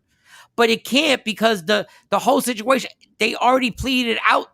The court system already did what they had to do. And now you just want to throw blatant allegations to somebody and you're doing it simply to benefit. That's all. But if it was facts, I don't know if it is or isn't. I don't know the case and how it was settled, what was found in the case. No, it got pleaded to a lower case, and there was no semen of this gentleman, Charlemagne, found in this woman. There was no DNA found. Okay. So I like your angle. Let me bring it down to basic skills. If I tell you your man is cheating, right? And I'm like, yo, this is really foul that your man is cheating. But I'm only telling you because I want to smash. Mm-hmm. I got a problem with that. You're not doing it because you care about the person. You're doing it because you want to benefit from pain. You want to benefit from somebody else's pain. Mm-hmm. But it's the immaturity of just blatantly just saying stuff like this and just throwing everything out in the world and nobody cares. There's no ramifications for saying whatever you want about people and going like, God, like you won't even bring no factual court documents or anything like that. You just want to throw, and I'm not defending anybody. It's just crazy. It just like, dog, like how much money do you have to make before you stop resorting to stuff like this? How much money do you have to make before your obsession with ratings stops? Jesus, my God. I'm about to call out action. Our people here at Media Room. I'm about to call them out. I'm about to say some stuff I've been holding back, and they don't want me to talk. I don't know. I just felt like saying, I don't know. Stupid as hell. Make no damn sense. They don't want to hear what I got to say. They don't want me up on this mic talking that. Oh, brother. Brother. Oh, brother. Sounds old. That's the first time. And Funkmaster Flex is a legendary DJ. He really is. He's done a lot. But that sounded old. It sounded real, like that. That sounded, you know. It wasn't 2021. They didn't sound 2021. No, it was just sounded like wrestling. But I don't understand how much money you have to make before you be like, yo, I'm just comfortable in my skin. I'm just gonna do what I want to do. Like if you were struggling, I get it. Like you climbing, you got to bring people down. You got to go, but I don't. Action with the bruh. Oh, you want to talk action? Oh, you want to go there? You want me to talk? You don't want me to talk action. You don't want me to talk. I don't like the laughing emoji action. Keep it going. Three of them. You got three? I know what three means. You want me to talk about three? Three? You want three on this? Oh, and this is the other thing. When it gets wrestling. Because I want to punch you in your face. Okay, y'all. Okay. Oh, he's not ever punching Charlemagne in the face. I'm just gonna tell you, I'm not picking any sides on this. It's just science. Who you putting your money on if Flex and Charlemagne were in the same room by themselves? Well, Flex is bigger, taller. So he's what? No, what? What Flex did you see? He got his tummy sucked out. What Flex he had that surgery. I remember the Flex when we was working with him. That Flex, but yeah, I haven't seen him. No, Flex is our high. Flex don't go to the gym. Come on, y'all. Charlemagne will wear that mother. He will wear him out in a room. Charlemagne likes to run too, though, right? Don't he? I remember he like to run from people. So do I when they run up on me.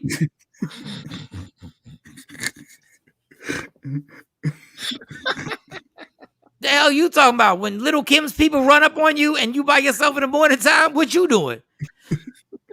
I'm gonna stand my ground, son. Yeah, you do that. Stand my ground. Everybody catch a fade. That's what we doing. I see 3 easy knockouts. Ain't that what Hammer told you? I see 3 easy knockouts. MC Hammer when he punked you. Let's see this. It's all make believe. What was that, Jay? Look, I don't know. I'm just in the start crap mood right now. You go ahead. Jay would have got stomped out, and then I'm like, "Why ain't you run?" Oh, you talking about Hammer? Or you talking about Kim? You would have got stomped out when Charlamagne had them dudes roll up on him, and you'd have got stomped out early morning. You'd have had the whole day to recover at least. You'd have had the whole day to be able to put that ice on your chin. Not seeing it coming. No, we used to be on guard. When you work in New York radio, your head is on a swivel when you entering and leaving the building because anything can happen from that parking lot over to that building. So anything can happen. Well, Flex is not punching Charlamagne in the face. He's not. Yeah. He's not. He's not. Yeah. You're not nice. You're not. You ain't lifted a weight in your life. It's just math. It's just science. You're not. Yeah. That's what he said to me. Oh no. I ain't never been lumped up ever. Y'all not getting that joy. Y'all got the advantage. Y'all win. Pew. Be gone. Y'all be brave like it's the movies. Y'all guys be brave like I'm fighting all 3 of y'all. Okay. You go ahead, knock yourself out. Ironically, that knock yourself out thing, that's gonna fit in this. It's appropriate for this conversation. Ain't nobody playing them games. Maybe that's why Charlamagne apologized to Kwame. Because it all started with the former NBA player. So maybe this is why he apologized. He didn't want the heat. He didn't want that. Oh, he apologized. He apologized in his exact, and I don't want to quote it because I have it. I should have sent it to you. He apologized because he was defending Kwame Brown. He was defending him. But he brought up a lot of business of things that were public record that he shouldn't have brought up. He brought up a lot of trauma, and he said it was my bad. I shouldn't have brought up all the trauma, even though it was public, and people from the Carolinas was calling him up and cursing him out and going like, yo. Now, look, anybody can say whatever they want, but you're damned if you do, you're damned if you don't. If I apologize, then people come at my neck too. If I don't apologize, then to me, the apology was sincere. He gave himself donkey of the day. Mm-hmm. Okay. So you said sincere. All right. I think we got a little clip and almost ready another 10 seconds. But yeah, so he gave himself donkey. Oh, that's big of him, I guess. Yeah. But I guess if there's a lot of smoke on you, I don't know. Do you feel obligated? I'm not defending Charlamagne in any way. He's dealt with smoke. He's dealt with more smoke than most radio personalities ever. He's dealt with more threats from people running on him and he had to hit him with the brass knuckles to he's dealt with a lot of smoke. It's ready. Yeah, we got the clip. Go ahead, play it. Contrary to popular belief, this is not the first time I've given myself donkey of the day because donkey of the day does not discriminate. I mean, I may be kind of biased towards certain people, but I don't have any bias when it comes to myself. If I'm wrong, if something I do or say doesn't sit right with my spirit, I have to apologize and do better moving forward, and that's what I'm about to do right now. I want to apologize to Kwame Brown and Kwame Brown's family. I want to apologize to his father, Bill Brown, and the family of his father. See, last week on this radio, in my attempt to defend a Charleston, South Carolina-born brother like myself, I revealed too much information about that man's family. And even though all that stuff is public record, some things just don't need to be said on the radio, and they definitely don't need to be said by me. When I look back, on the way I communicated that, I communicated it all wrong. And I unintentionally triggered trauma in a lot of folks I grew up with who I genuinely love. I'm sure I caused a lot of pain for not only Kwame Brown, but for his family, especially his family in my hometown of Moncks Corner, South Carolina. You know how I know? Because I spoke to a few of them. Wow. So, yeah, it was big of him. He apologized. Yeah, you know who needs to apologize, who never apologizes? Stephen A. Smith. That buffoon never apologizes. He never apologizes for what he said about Colin Kaepernick. When Colin Kaepernick first took the knee, he said, take the cameras away. Don't ever put those cameras in front. That was the ultimate sellout move I've ever heard in my life. But nobody will find that footage. I saw it on ESPN. But the dude apologized to him. Now, if you want to say, well, he just did it because of smoke. Okay, I can't argue that because I don't know. It looks sincere, though. Like when I watched the video and listening back just now, he looks sincere and he sounds very sincere. Like, all right, I'm grown enough, like Action said, that's a grown man move to to acknowledge I made a mistake, and I'm gonna own up, and I'm gonna stand here and I'm apologize. And that's what I thought. Mm-hmm. Yeah, I mean, the smoke may have played a part, but what smoke? What is Kwame Brown going to do? Well, sometimes it's the peoples of the peoples. What peoples? What peoples? You don't think Charlemagne has peoples? But you can still get got. Everybody is vulnerable. But Kwame Brown is not gonna call me Kwame Brown. Like, you're in New York. He's not from New York. What's Kwame Brown gonna do? Like, to me, that's just an apology on my bad. I was wrong.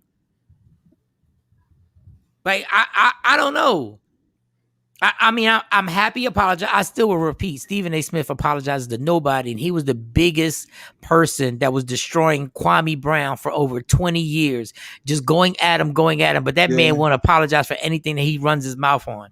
Yeah, I saw Stephen A. And I know you're not shifting, but I saw him on CNN last night talking about LeBron, and LeBron hasn't acknowledged if he got the vaccine or not, and Stephen coming at him and saying how he want to stand up for Black Lives Matter and all that. Why he ain't talking about the vaccine? Because you know what? LeBron ain't stupid, and LeBron is smarter than me, because I ain't want to take the stupid vaccination. But I didn't LeBron didn't confirm if he got it or not, and he that's what didn't. Stephen A. wants him to. He wants him to. You know, who are you? Who are you? Like, who is Stephen A. Smith to be demanding this stuff? Like, these white folks at ESPN really got Stephen A. Smith gassed. They really got him gassed. He really thinks he's the dude. They got him on CNN. If he wants to stand up for... Understand this. How crazy is this? So if I stand up for one subject, that means because I stood up for this, I have to stand up for this. What does vaccination and Black Lives Matter? Where is the correlation here? Where's the correlation? Why doesn't any... And Don Lemon sits up there and these guys deride him. Where's the correlation? I think they're saying because it affects so many black people, so they want him to also encourage black folk to get the vaccine and or acknowledge that he has it or not. And, you know, to go that direction. No, he has every right not to take the vaccination. But we still don't know if he got it or not. He didn't. He didn't. It's obvious. It's obvious he doesn't, because the team still is under protocol, because you have to have over 85% of your team with vaccinations, both shots, right? You have to be fully vaccinated.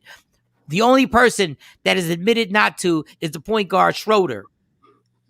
They're not at 85%. They did the numbers. They're missing 2 people. But I don't get the correlation. If you speak on this topic, you have to speak on that topic. Why does he have to speak on both?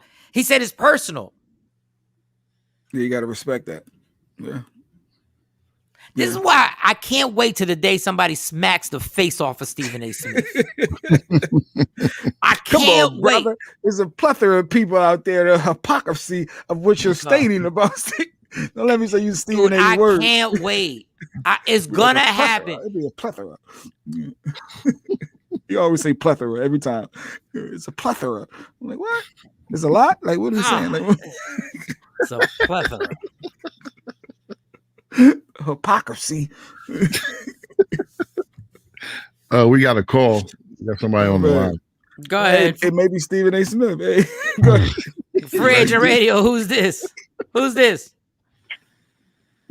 What's going on, y'all? It's the girl, the one and only Emerald Khan. I heard y'all this morning busting on Charlemagne for the axes, and I was dying because I was in New Jersey this weekend. Wait, there's a lot of echo going on. There's a lot of echo. Let's fix the phone real quick, because I want you to sound good. It's probably your radio up.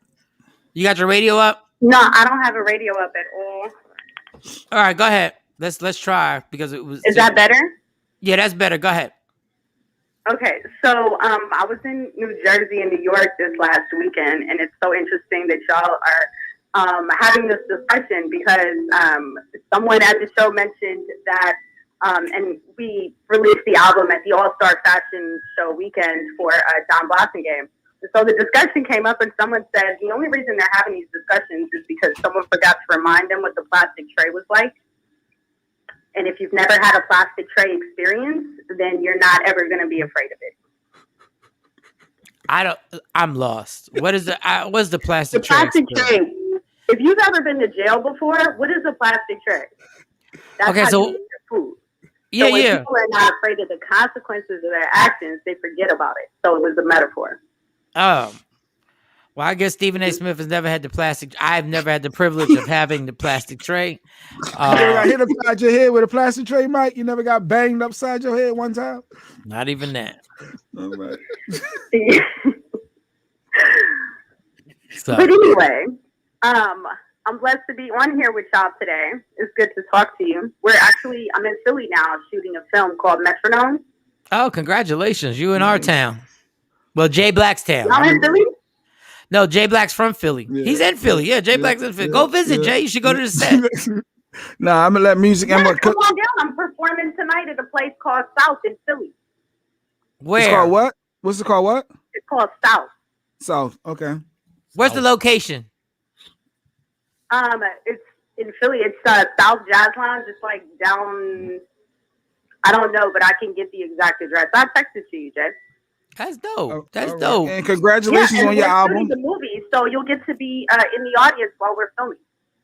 Oh no! If I go, I can't just be in the audience. I need a special cameo.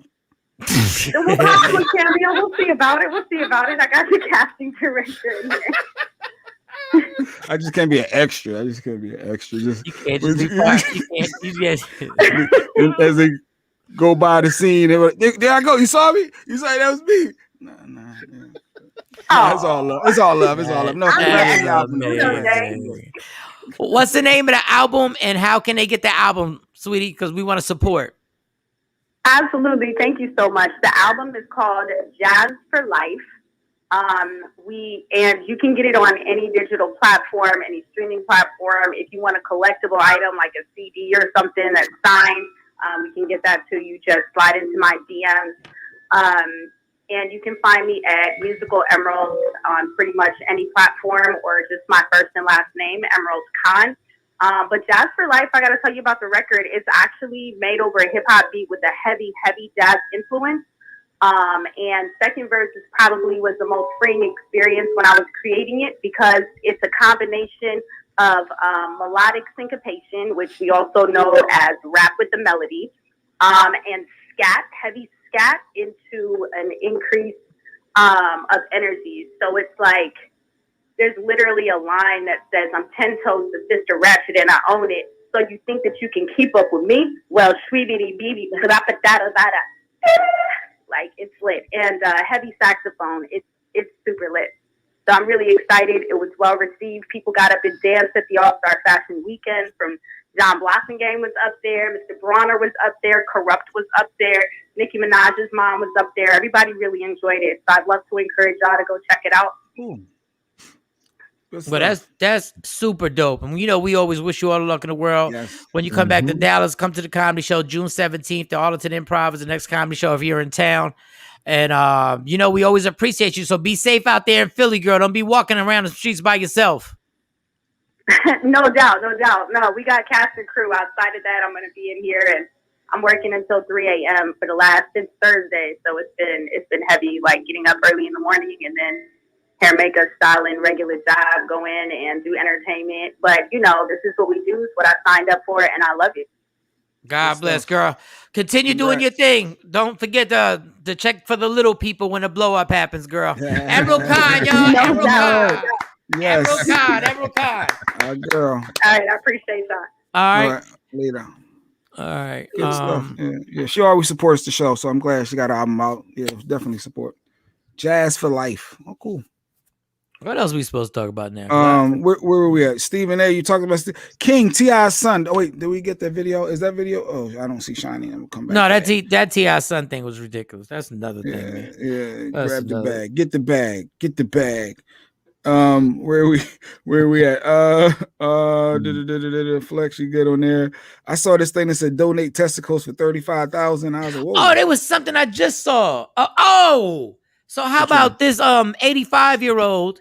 All right, goes to get his leg amputated. Right? I think it's in Australia.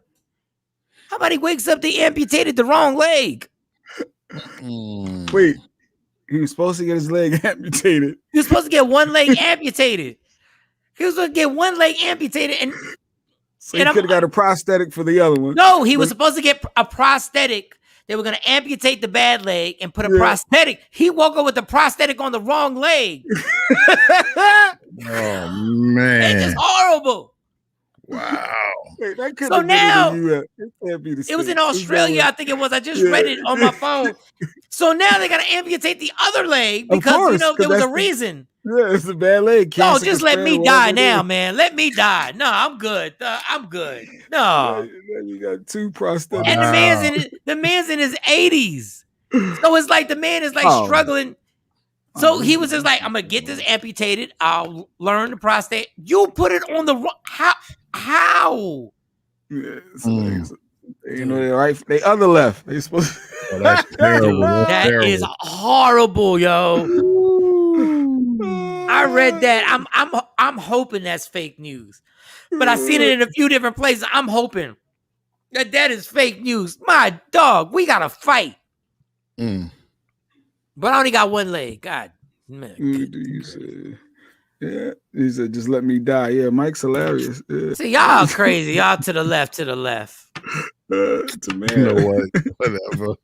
No, just let me die. Because I'm sure the reason why they want to amputate is because it's doing something to him. There's probably something going. Yeah, there's probably something going on. There's no. Don't worry about it. How much time I got to live? You're 80. Maybe another 5. Maybe. Everybody says that till they turn 80. Everybody's quick with that. You only got like 5 until your ass is 80. And then you're like, wait a second, I feel fine. I think I got another 15 years in me. Everybody cool with that nonsense when they go like, you lived a good life. Bitch, you still had time. Everybody judges when it's not them. Everybody judges like, yo, he was 92. Like he had a good run. No, he didn't have a good run. At 92, he was ready for a few more years. You talk about, no, don't be sad. He was done. He didn't tap out. How do you know he just tapped the bed and said, God, come get me? No, he was like, yo, give me some more medicine. You bastards and all you people, and I tell this to my family, and I tell them all the time, when you hook me up to that life support system, I dare somebody to be like, he wouldn't want to be like this. Yes, he would. Some tink legs. They're like, he's not living right now. He would never want to be hooked. Yes, I would want to be hooked up to those machines as long as possible. They asked me that yesterday for my pre-surgery work. They said, do I want blood transfusions if needed to save your life, yes, or it'll be resuscitated? Yes. Like, what do you mean? Do I want? Why you have to act? I guess some people don't want to be resuscitated. Some people go like, no, they don't want to be resuscitated because they're like, I've battled this and I just let me go. People, resuscitate me. I don't care if a dude has to put his mouth on my mouth. Do it. Pause. You sure? Positive news. Positive. Whoa. I didn't know you felt that way. Like I'm dying and you have to do mouth to mouth. You do mouth to mouth and you bring this important person back to this earth. Jay Black is so homophobic that he'd rather die. Wait a minute. I think he's gonna have all male staff when he gets his surgery. So we'll find out. Give him an all male staff. I want dudes. I want all dudes up in there. Yeah. I said to my wife, I said, why are they talking about resuscitating and all? Like, it's a shoulder surgery. What do you mean I might die? Every surgery. I don't every surgery. It's the surgery. Every surgery, there's a chance. So take it seriously, dog. I mean, I did it to the lady yesterday. Said something about I'm gonna wake up with a sling on. Wait, how are they gonna dress me when I'm knocked out? Like, I don't get it. But I'm. Oh, don't worry, Jay. You have no. Guess what? You have no control over nothing. Yeah. I'm like, my arm. Nothing. My arm gonna be numb for 2 days. She said it's gonna be. She said for 2 days my arm is gonna be numb for 2 days. Once they treat you with the anesthesia, you have no control. They will make you count down from 10, and you're gonna be saying crazy stuff to your wife. That poor lady. You're gonna be saying crazy because my mom. She said that. My mom said crazy stuff and my mom is the sweetest woman on earth. And I was like, oh, this bee is drunk. Like, oh, bee is what? My mom was like, that what? Huh? My mom was like, Mike, I can tell she loved me because she ain't saying nothing crazy to me. She was shooting off at everybody else, boy. There's always a chance. Wait, that's how Joan Veras died? She went under anesthesia and she didn't wake up? There's a lot of conspiracies, but yeah, she went under anesthesia and she didn't come. And once you go under anesthesia, there's a chance, dog. And that's why they tell me, do I got a living will and testament? They asking me a lot of weird questions. I'm thinking, ain't y'all just working on my rotator cuff? Like what is all these questions about? I hope you got your. Did you formulate your will? I don't have a will. I mean, I ain't got a bunch of stuff. I'm married anyway. But wait, why am I talking about potentially not waking up and dying? Because you're on my shoulder. Because surgery. You're in surgery. You're still called surgery. No, Jay Black. Sometimes, Jay. They're putting you under anesthesia. People don't wake up sometimes. Take it seriously. Like, you kill me with this. Like, sometimes you are the smartest dude sometimes, and sometimes you're an 8th grader I'm talking to. He's like, that's foolish. They're telling you for a reason. You're going to be fine. You're going to be fine. You're going to come out. But my thing is, it's serious. I don't have a will either. We're so irresponsible. It makes no sense why I don't have a will right now. Yeah. Why don't we? And I was thinking, should I write something up real quick and get it notarized? You probably should. I'm the same way. I don't have a will. The pork is messing up my mental. Stop that, Queen Boy. I don't even have life insurance. You know how crazy it is? I don't have life insurance.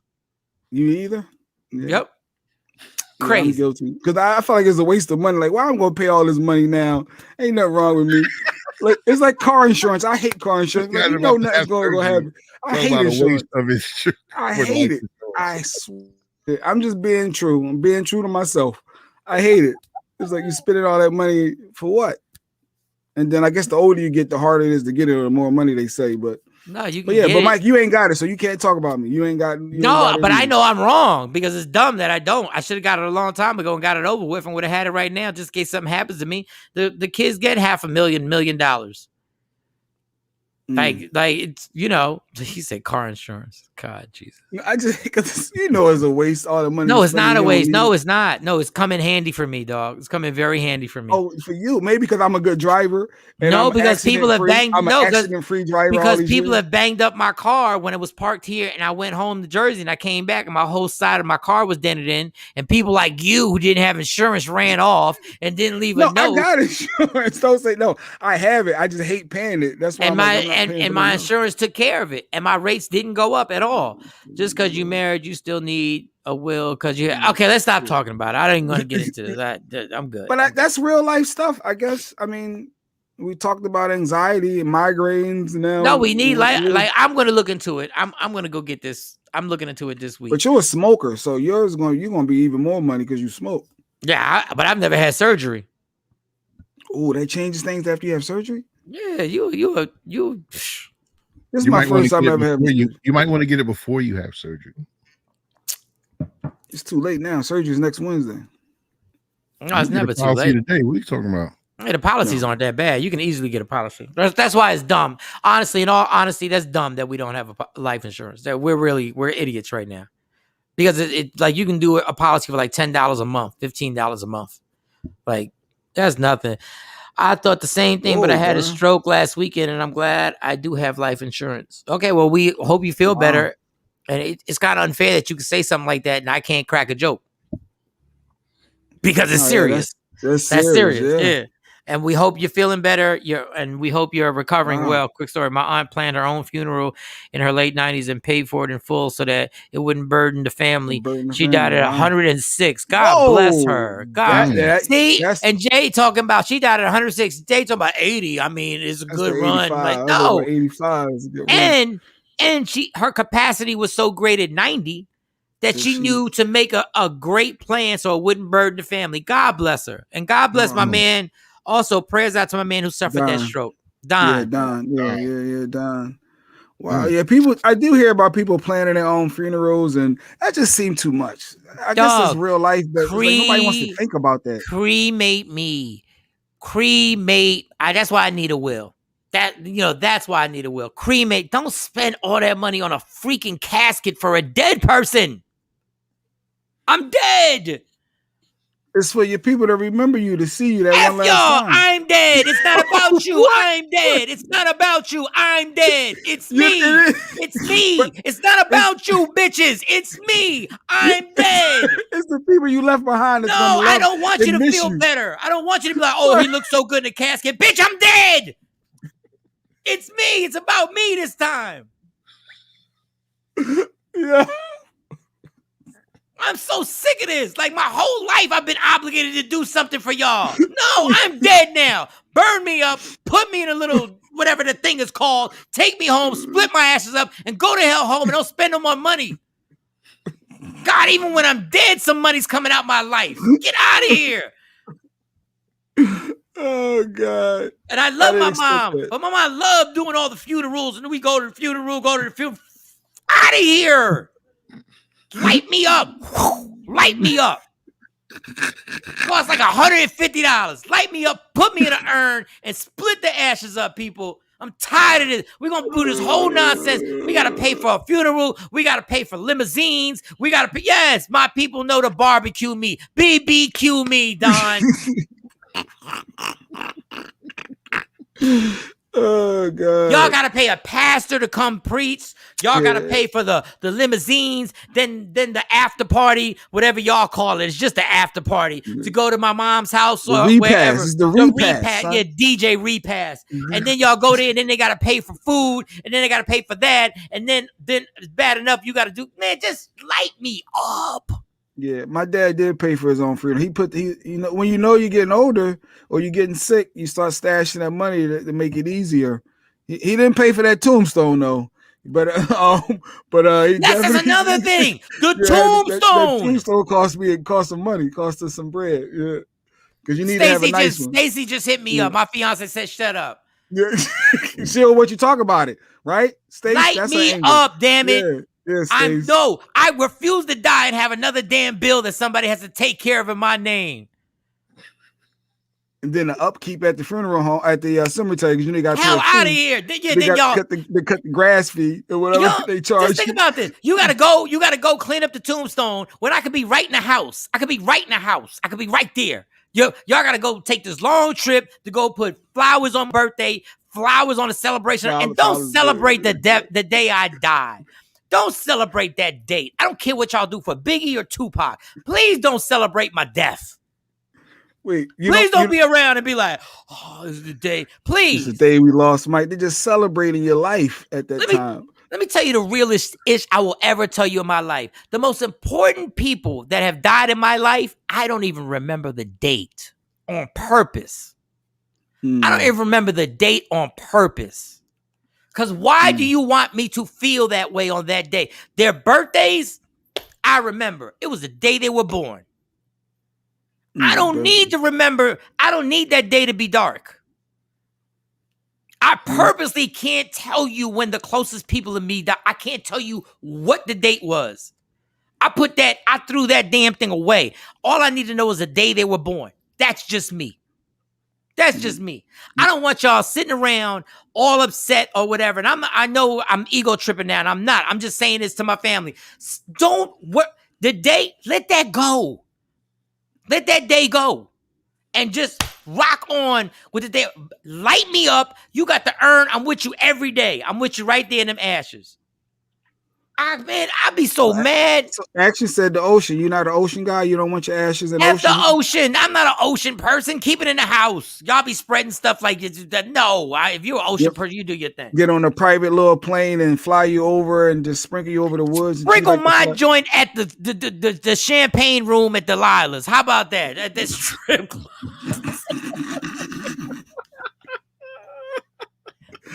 You just making it fun. I get it. You want to keep it funky? Sprinkle them bitches at the Comfort Inn bar. No, just keep it at the house. Just keep it at the house. I don't want people spending a gang of money on that. Got money back. Might be an incentive. What does this say? My parents did the same thing. Planned their own funeral. Yeah, I don't like talking about death though, to be honest. We ain't got to talk about that. How about this? It's things that you just don't want. Like every Father's Day, my mom makes us go out to brunch. I don't want to go out to brunch. I don't want to go out to brunch. But you gotta go because she wants you to go. It's fun. I don't want to. You gotta be supportive. I get it. You're doing it to be supportive. It drives me crazy how much stuff I do in my life that I hate doing. And I know everybody's like, it's so nice. We go out to lunch, we go out to dinner. It's packed, it's crowded. We sit in the lobby. We all sit there and order. We talk a little bit. We spend $200-$300, and then we go home.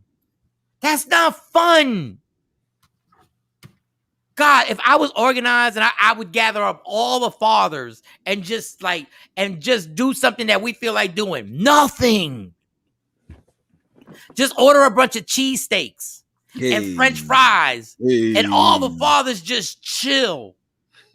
Me, Cam, Jay, Phyllis, my dad, he lives down the street. I come grab him, and we just get a bunch of curly fries and regular French fries and mother wings, and we just sit there and we just talk trash and talk about sport. That's fun. Yeah, some chicken and Pete fries. Let's get some crab fries. Yeah, let's do that.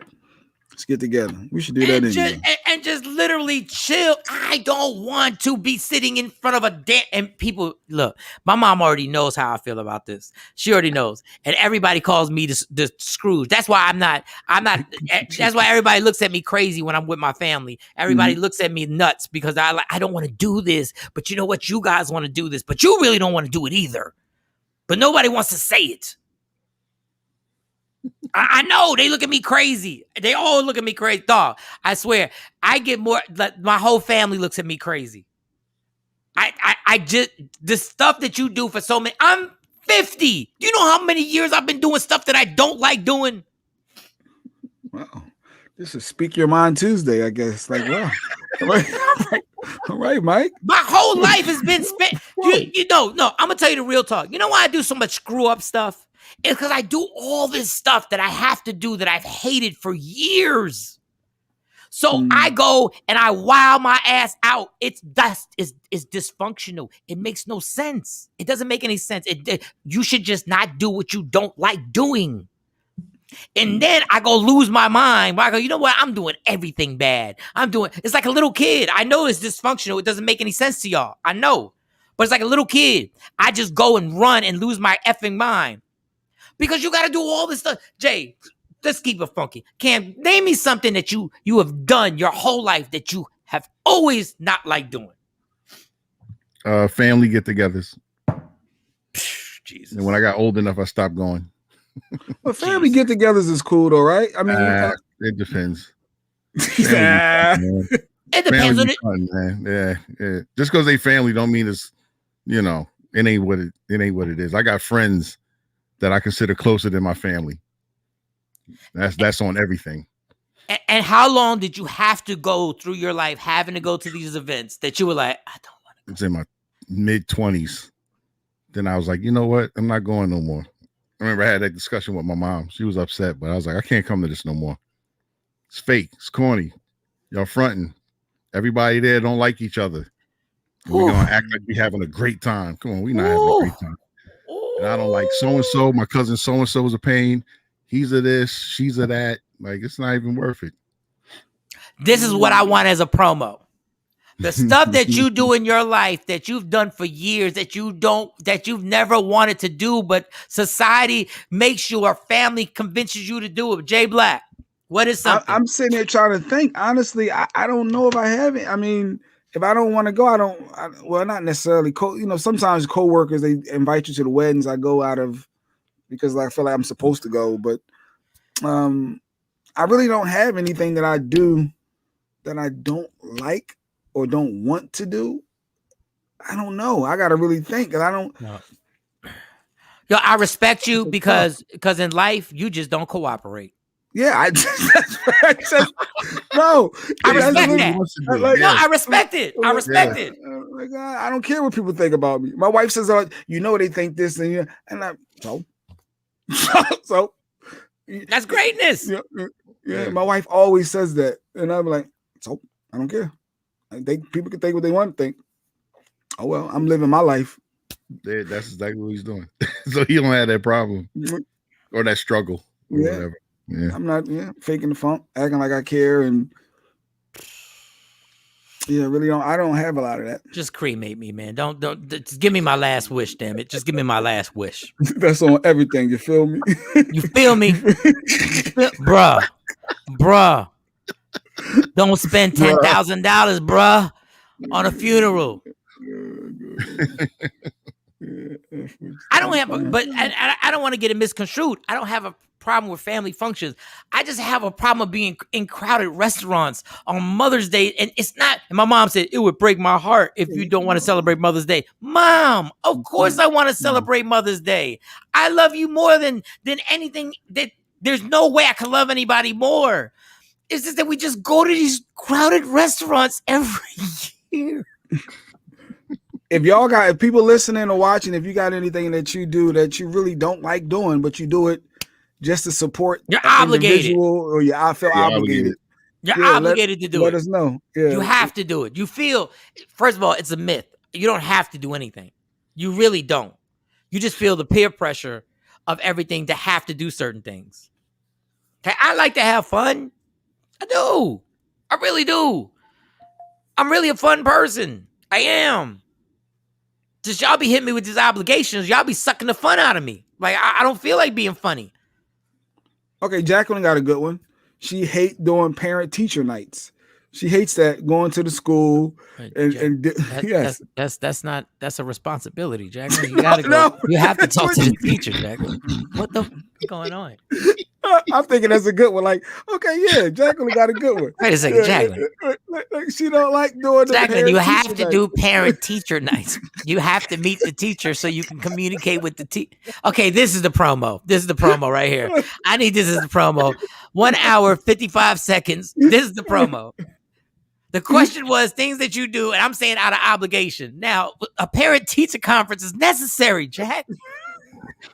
The hell? Jacqueline also said, I hate the fact that I'm obligated to feed my kids every day. You have to feed your kids, Jacqueline.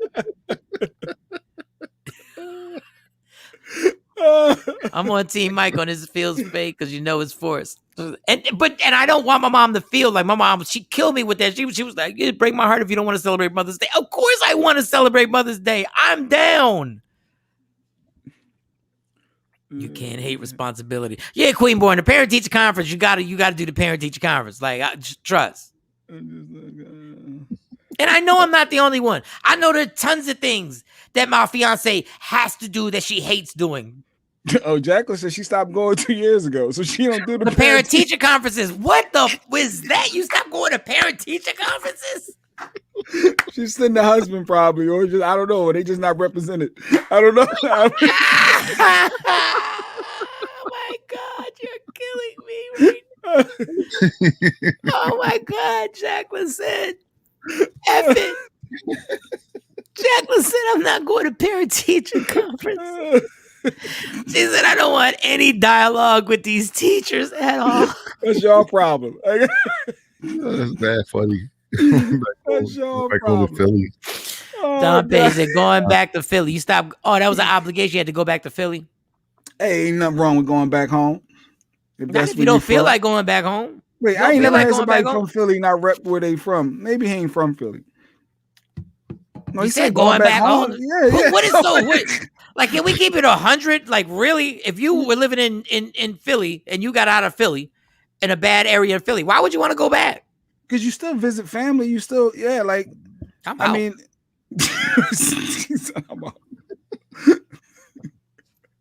I hate feeding my kids. What's their problem? Hey, Jacqueline, that action coming at you. Yeah, feeding kids is overrated. Jacqueline was like, God, what's their problem?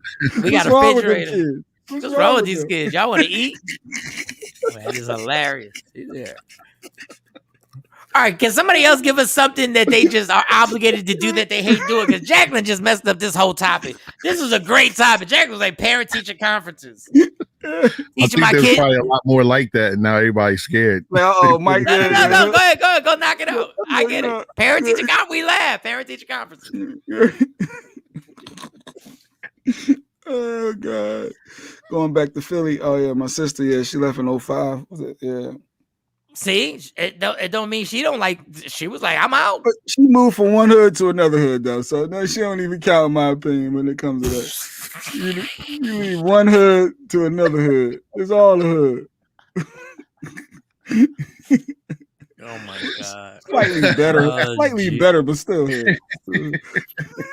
I ain't gonna ask no details because we could be the judge of that because it might be a lot better hood. They are better hoods. She moved out Williamsport, PA. So it's still hood. But did y'all hear? Did y'all hear Nicki Minaj's no segue? Did y'all hear Nicki Minaj's new song when she mentioned Camden, New Jersey? No, she mentioned Camden. Yeah, she mentions something I wear Jersey, Camden, Camden. So you know them cats is gassed up right now that Camden got mentioned in that song. Gassed. If you can go and come right back in 20 minutes, I wouldn't hate it up there. Yeah, if you can go back and come back in 20 minutes. Like I ain't been back to the Bronx in like Jesus, I ain't been back there in a long time. I mean that's not the obligation I was talking about. I don't like the big city. I don't mind Philly. I just know there's certain parts. It's like every city. There's certain parts of Philly that you're just like, like I really wouldn't want to hang out there, even though for some odd reason my light skinned little ass did, and don't know why, but I did. But yeah, I get it. I like, downtown was cool. They got, He said downtown. He kept the Main Street. City Hall. City Hall, yeah. City Hall was amazing. Old City was nice. Old City was nice. For those who are listening who are not from Philadelphia, who have never visited Philadelphia, this is the problem about Philadelphia. Action said, I hate family reunions because half the people that are supposed to be my family, I don't even know. Yup. And old people always asking me, do I remember something? And I don't. Yup. Everything you said was on point. I went to all right, let me just talk about Philly quick. Let me go to the family reunion. Let me tell you what the problem with Philly is. This is the problem. Philly is a little big city. It's a little big city. I'm talking about Philadelphia. The actual city is a little big city. The problem with Philadelphia is that if you have a problem with something, they have one street that goes through the entire city. It's called Broad Street. It literally, you can get to anywhere in Philadelphia off of Broad Street just about. So it's a lot of cats in a little ass city, and there's a lot of people.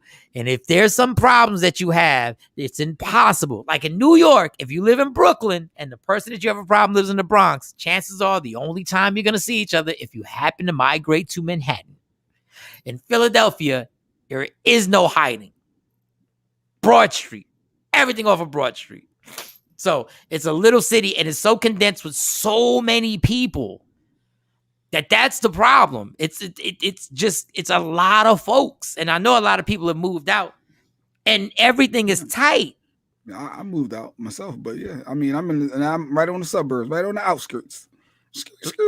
Like parking in Northeast Philadelphia, that's hilarious. Like I see why people like it's like if I'm a mayor or a governor, I would defer to one sidebar thing. I'm like, we got to handle this parking situation. We're gonna have to do something because there's too many people dying. Now, the family reunions that I have never gone. I think Stacy took me to a family reunion. I had to go to Tennessee to meet her family in Tennessee, and they're super cool. Oh, the in-law. You went to the in-law family reunion. That's different. Yeah, I went to her family. I think we had some fake family reunion one time. We had some whatever. Yeah, I went to Tennessee, and the scary thing was I was drinking. I was drinking, and I was in Tennessee. And once again, I wasn't used to like down south. So her cousins were talking to me, and I didn't want to be rude. I just kept saying, "Yeah, I didn't know what they were talking about." Like literally, you should have put me in a different country because I had no idea what they were speaking of. I was like, what? Like, huh? I said, well, just keep drinking. Keep it going. Just keep drinking. Going back. But then I started understanding it's so weird that I know what everybody. Well, obviously I've lived here in Texas for like 8 years, but then I started getting it. So now when I meet those same cousins, I'm like, damn, it was really weird how I understand everything y'all talking about right now. But dog, it was like if they don't like you, I think Stacy's family liked me. I think they did. I'm not sure. Who cares if they don't? That's my mentality. My wife's family. Jesus, if people don't like me, they don't like me. I mean, there's people I never even met on her side. You know why? Because I choose not to partake. It's like, they gonna say, they thinking, so I don't want to go. I ain't got time. I ain't got the energy to be trying to be fake and meet people that I really don't. I don't have time. Now, I agree with you with that. I've never had a problem not being fake. Like, I know there are people who just like me, and I could care less. I'm beating you in life. I don't care what you say. So, we look at the scoreboard. I don't care. Like, and I'm not trying to put. If you look at the scoreboard of life, I've already killed you like 7 different times. Like, on my worst days, on my unemployment days, I was murdering you. Like, it is what it is. I don't even care about that. Exactly, dude. I mean, like that. I really don't care if your friends don't like me. I don't care. Like, I that really is something that I agree with you with that. Right. That's my line. They be all right. I don't care. That's what I said. They be all right. They be good. I mean, you can always go F them if you want. Just let me know, because I'll bounce out of here if their opinion is that big a deal. Like, I can care less. God knows Stacy's friends hated me. Let me take that back, because she's listening. Sorry. Oh, God. Well, say if they did, they wouldn't tell her though, right? They wouldn't say, "Hey, I hate you." God, they've told her. I believe that they've told her. I hate your dude. I might be totally wrong. Be totally wrong. Let me put this out there. I shouldn't even said that, because I don't want no problems. Everything's going good. Here I go get you caught up. Get me caught up. I just got caught up in Jay Black's nonsense. Let me take all that back. Let me take it all back. Let me take her friends love me. Everything's good. I don't want no smoke. I'm too tired. Speaking of smoke, I think Shawnee got the T.I. Son clip ready to go when he wanted all the smoke. Like, did you ever set that clip up? No, he gets into it. They keep saying he's a grown man. King gets into it with somebody. Some grown man says something to him, and then this is what takes place afterwards. This is what takes place. What you want to do? You from here? Yeah, I'm from here. Yeah, I'm from here. All right, so. Oh, hell yeah, let's go. What's up with you, bro? What's up with you, bro? Let's go. Put your hand around me, talking out your ass like you want to do something. What's up, bro? I don't know. What's up, bro? Nothing. What? Relax or what? Nothing. Or what? Nothing. Or what? Because you just tried me like a hoe. This could be a good one. Get about your business, my nigga. Get about your business. I think he wants you to peel. So he goes to his truck and he pulls out the bag that should the Louis bag that everybody thinks, I guess he has a gun in it. And my thing is, like, what were you gonna do with the gun if the dude said, "What you gonna do with the gun?" What were you gonna do? This is exactly. He punked him though. He punked. I mean, somebody go, "What's up?" and then they go grab a bag, and then they get real cocky. He stand down then unless you want him to shoot, right? Yeah. So what was he gonna do if the guy said, "Then shoot"? Then shoot. And you weren't gonna do anything. You weren't gonna shoot that gun, young man. Was his hair light blue? Like, it was light blue, all types of color. Now I get it. The dude might have said something disrespectful, but then fight him. No, he said he put his hands on him. I think that's what he said. You put your hands on my neck or something. Yeah. So why didn't you punch him? So why? So you're gonna wind up catching a charge off of it, or you're gonna. He can't catch a charge off that because I'm not saying off of this particular. But what's going to happen is that the next time you go to that truck, people have seen this, and you're gonna get the real one. Oh, you going to the truck, homie? You're not gonna make it to the truck. You might give me that opportunity. Mm-hmm. I better talk to him, man. Can we play that again? Because I think he said you put my hands around my throat or something. Can you around his neck and was talking. You put your arm around my neck and you were talking. So why ain't you hit him? What you want to do? What you want to do? You from here? Yeah, I'm from here. Yeah, I'm from here. All right, so. Oh, hell yeah, let's go. What's up with you, bro? What's up with you, bro? Let's go. Put your hand around me, talking out your ass like you want to do something. What's up, bro? I don't know. What's up? Okay. Yeah. T.I. made all that money to try and get his kids to a situation where they're not involved in this. God, man. You think because you're on TV, you think because you're Pop T.I., you think, I'm sure he get all that. But you know what the problem is? We still want to be around that atmosphere as a kid. You want to be around that situation. Like, get away from these people, man. Us, let me tell you who's bad for us. Us. But look, did you notice the crowd was still ready to record? Even if you thought he's pulled the gun out and shooting, you're like, oh no, this is gonna be good. I'm standing right here. I'm going. That's why I wouldn't. If I was the other dude, I wouldn't have budged. What you gonna do, homie? You gonna shoot me in front of who? You can't take that chance, though. You're not gonna reach in that bag and do nothing. Everybody got their camera phone out. Mm-hmm.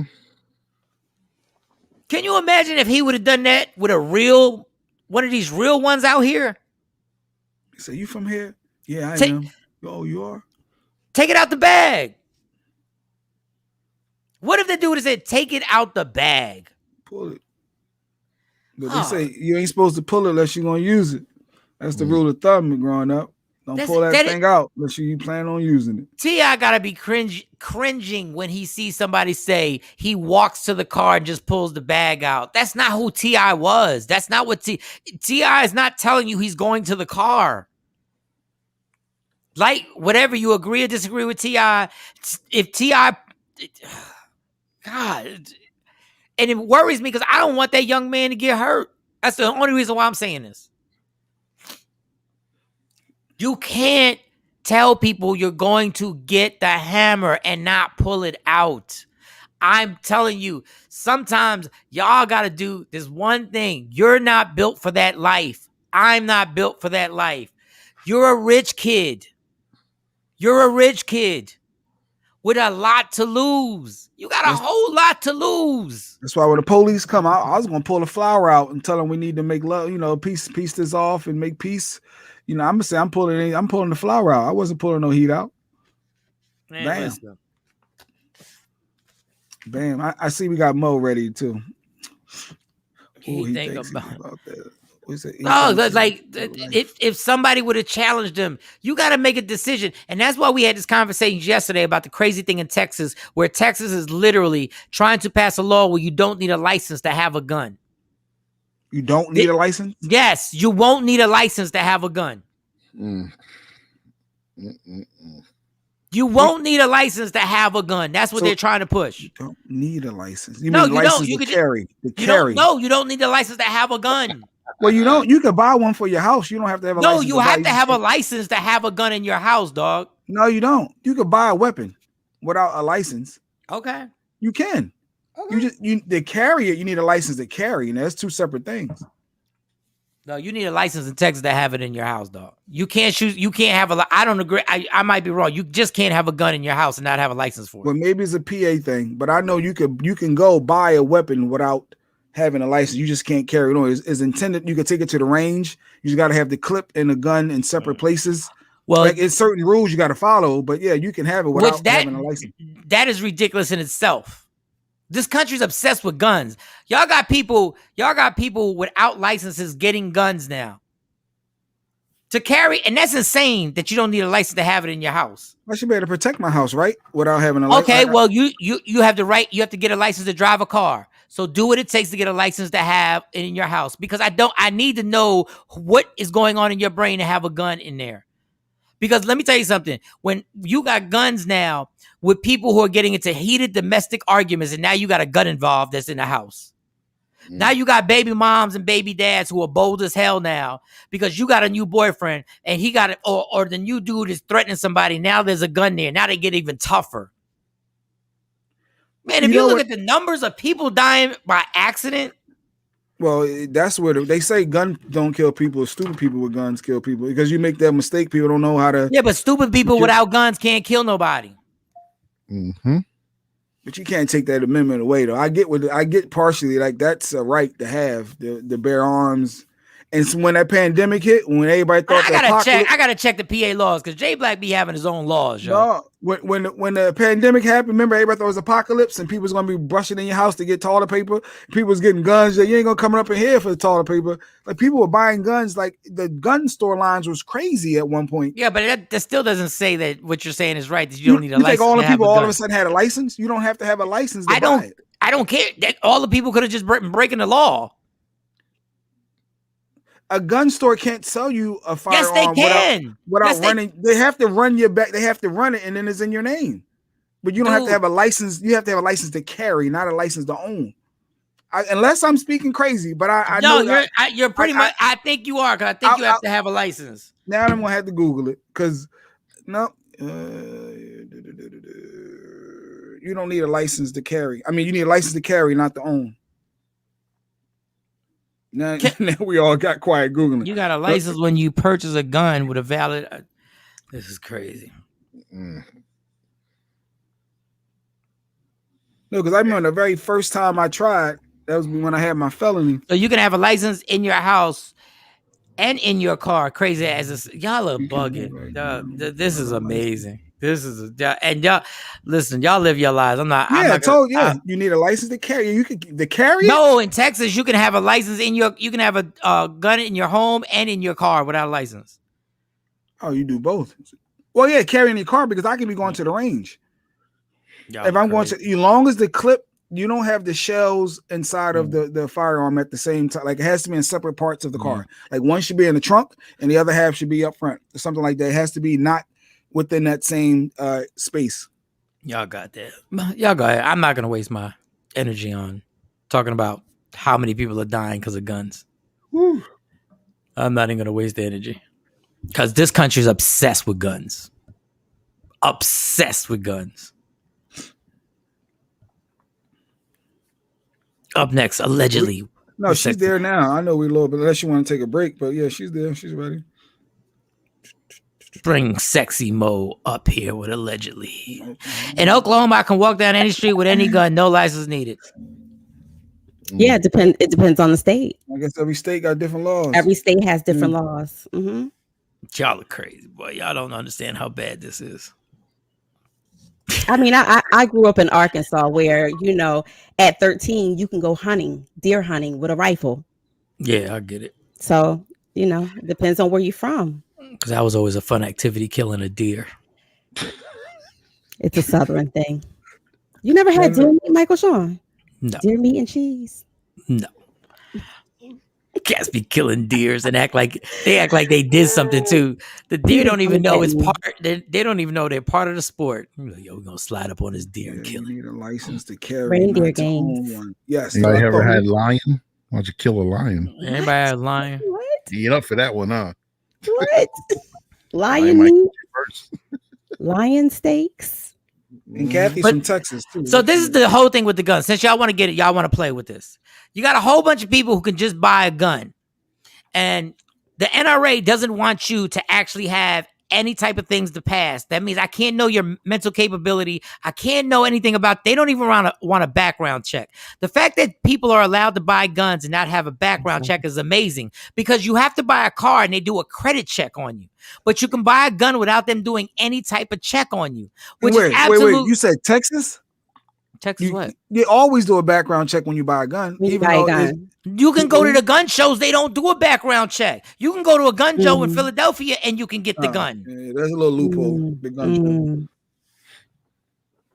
I'm talking about a background check. Like these people are buying guns that we don't know nothing. There's nothing you have to pass. You are now getting something that can kill somebody, and it's as easy as any. It's the most easiest thing to do is to buy something that can kill somebody else. Pretty soon they're going to start having serial numbers on bullets, registering bullets, all of that stuff. They're not going to do any of that. They're going to make it easier and easier. I promise you they're not. The NRA is too powerful. It's very powerful. You're right. I'm reading it here. It says federal law requires federal license for the firearm dealers, but not private sellers like your gun shows. Correct. to initiate a background check. So yeah, so that's the loophole. So if you're buying it from a shop or a dealer, you get a background check, but you go to a gun show, you're good. Dog, and do you really think these dealers don't have that type of gun show license? It's like a cabaret license when you want to sell alcohol. You ain't got a liquor license. But if you have a cabaret license, you can sell liquor wherever you want it, all your functions. You don't think they got the loopholes? And let me tell you something, the crazy thing. When I was 18, I was selling guns in Morristown. I was selling guns at a place called Bess.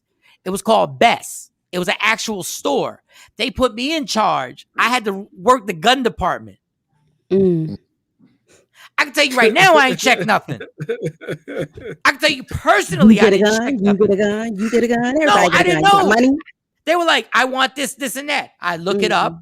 I'd go get it. Here's your gun. I want this, this, and that. Here's your gun. Sold it to them. They were all out. Hey, I'm not even going to, don't say nothing. I mean, growing up in the South, the Midwest, I mean, everybody, like, it was nothing for anybody to have a gun. Like, that wasn't like a big deal. Okay, so now have we seen the results of it? Have we seen the results of what's going on throughout this country? Who's getting murdered the most? But yes, Billy said it's your fault for being in charge of the gun show, Mike. That was your fault. You really messed up. Like I wasn't even at a gun show. I was it was a department store. It was like the original Best Buy, which is called Best. The Best Buy for guns, for firearms.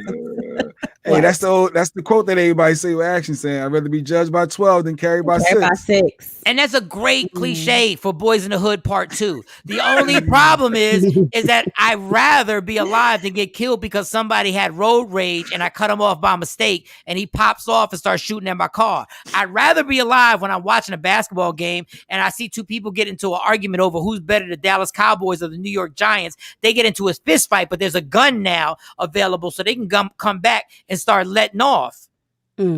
Hotheads all over this country. Do you know what's going on in Walmart and Targets? And the easier we make these guns available. Do you see what we've seen during the pandemic? Can you imagine if everybody had a gun during that situation and could run back to the car and come back and let off on everybody?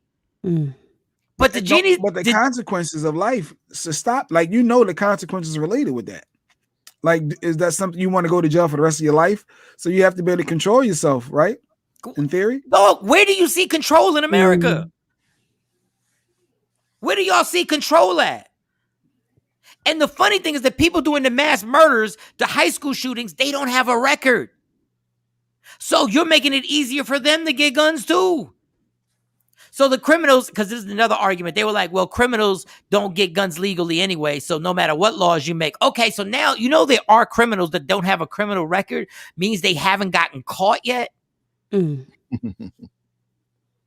Now it's easier for them to get these guns. But you know what? Y'all got what's your answers, Mike? Well, what's your answers? Y'all Sway. No. Got the answers. I'll tell y'all won. Because I'm telling y'all won. Because especially here in Texas, y'all won. Because I'm gonna go get my thing too. Y'all won. You about to go get that thing? Everybody, go get it. Now, what is your protocol? Are you going to go to the range? Are you going to practice? Are you going to be taught gun safety? You can kiss my ass miss me with the gun safety. What do you mean? Y'all wanted this. Because the majority of people, there's going to be, you know how many thousands of people ain't doing that gun safety? They're just getting the gun and be like, I got it. You got to teach that. You have to advocate for that. You have to lead by example. I didn't want this. That's on y'all now. Y'all advocate. So y'all just do it out of spite. So you ain't gonna do that. Also, I am. I'm gonna have my gun, just like everybody else. You're not going to no safety classes? Nope. I have somebody teach me on my own. They teach you in the range. They got little classes at the range for beginners. Okay, so I learned it. Does that change anything about my mental, Jay? Does that change anything about my hot saying when you're a hothead? But I'm just saying as far as the safety aspect for mistakes. How about this? How about all the mistakes that are going to happen when you perceive somebody as doing something and they didn't even mean it that way? But now you got the answer, Sway. You got the answer. Now you can end somebody's life. And all y'all black people, all y'all Hispanics who got these guns, realize this. Y'all got the gun. But do you have the money for the lawyer to prove that it was self-defense? I want all y'all to understand. Do you have the money for the lawyer that it's going to take to prove that was self-defense? And when you shoot that white boy,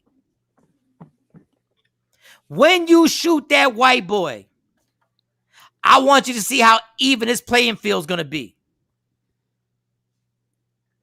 I don't think it's ever going to be an even playing field. That's far-fetched. And I'm telling you right now, when they make it that easy for guns, it's just another way of a pipeline to get more minorities in jail.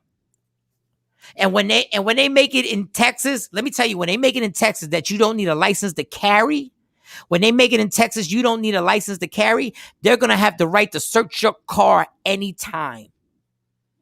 Well, that's why more Black and brown people need to get involved in lobbying, become a registered lobbyist, and then get involved in the process. You sound like Roland Martin. You sound like Roland Martin right now. I mean, we have to start somewhere. It has to be some level of conversation. It has to be some type of start point. It can't just be, well, this is the way it is. If there's something you don't like, that's what you do. You get involved in the process. Yeah. Don't be comparing me to no Kathy, damn I'm curious, Martin. what kind of weapon you got, Kathy? I'm curious. And you can buy, anybody can buy ammunition from anywhere, but Kathy, what kind? I'm curious. What you carrying? Because they sell at Walmart, right? You can get depending on where you anywhere. are, Anybody you can can get buy. ammunition from. You don't need no background check. Right. You don't need anything to buy ammunition. Anybody. Right. I've been doing that for years. Yeah. Felony and all, you still go right in. I need felony and all. Allegedly. You can buy it. Allegedly. I don't want felony and all. When I have my felony, I can go right in and buy ammunition all day long. And this is what I'm saying. How does that make sense? I went to the gun range when I was in Texas, like in February, and they had a shortage of ammunition. Like they literally had a limit on how much you could buy. And I was like, I've never experienced that before. He said, yes, it's a shortage right now. When I took my class to get my license, we had people who never shot a gun before and couldn't even hit the target, but now have a gun. And probably couldn't handle the kickback. If there's one thing in life in this country that it should be hard to get, and it should be demanding to get a license, it should be to own something that kills people. But just tell a story, though. Just tell your stories, guys. I mean, remember the BB guns? Yeah, BB guns, zip guns. Yep. Okay, yeah, it makes sense for a female. 380s are nice size. We call it Cardi. We got a Cardi. I like the Glock myself. It's too much for you, Mo. Kathy, have you ever killed somebody, Kathy? I want to ask you, have you ever killed somebody? I just want to know. Because you guys really think it's that easy. I talk to people who've been in the military. Jay Black, have you killed somebody? No. Okay, so you guys talk so crazy on I'll just do this and take a life. The situation you're placed in, like protecting your home, for me, I feel like that's a whole different animal. Like you out in the street in car road rage. No, I throw pennies. I don't like. But as far as until you throw a penny at somebody who shoots back at you. But in your house is different. Pennies back. I get that. I do. I throw pennies. My road rage is I damn you. Pennies at, I'm a penny thrower, and I don't do nickels. You cut me off. I ain't wasting it, but pennies. Yeah, I'm all about that penny life. When I keep pennies in my ashtray, that's just for until you throw pennies, and the person that hit the window, then he shoots at you, and you shoot back. I'm not shooting that. Well, I guess now it's self-defense if you're licensed to carry. Now you shoot. Prove that. I want you to prove that. Well, he shot first. Okay, just go to court. My 2 dash cams picked up on that. I got the cameras in the front of the car and in the back. And then he says pennies were hitting my window. I thought I heard something hit my window. I thought he was shooting. Okay. Point well taken. You give people what they want. When they obsessed with something, when this country's obsessed with something and you can make a ton of money, they don't give a damn. Because I'm telling you, in order to sell liquor, you need to pay hundreds of thousands of dollars. In order to own a car and drive it, you have to have insurance. You got to get it registered. You ain't even got these. Oh man, they can't even keep track of people with guns. Shawnee take her daughters to the range. That's dope. I like that, Shawnee. They shoot 9s though. Hold up. But I'm pretty sure I'm pretty sure that she teaches them gun safety. I'm pretty sure that they have to go through the process. I want she y'all didn't to just put a know. gun in their hand and No, just it's say good. go. No, that she's taking them to the range, obviously. But she said they shooting nines. I mean, she got little daughters. Like, I don't know, like.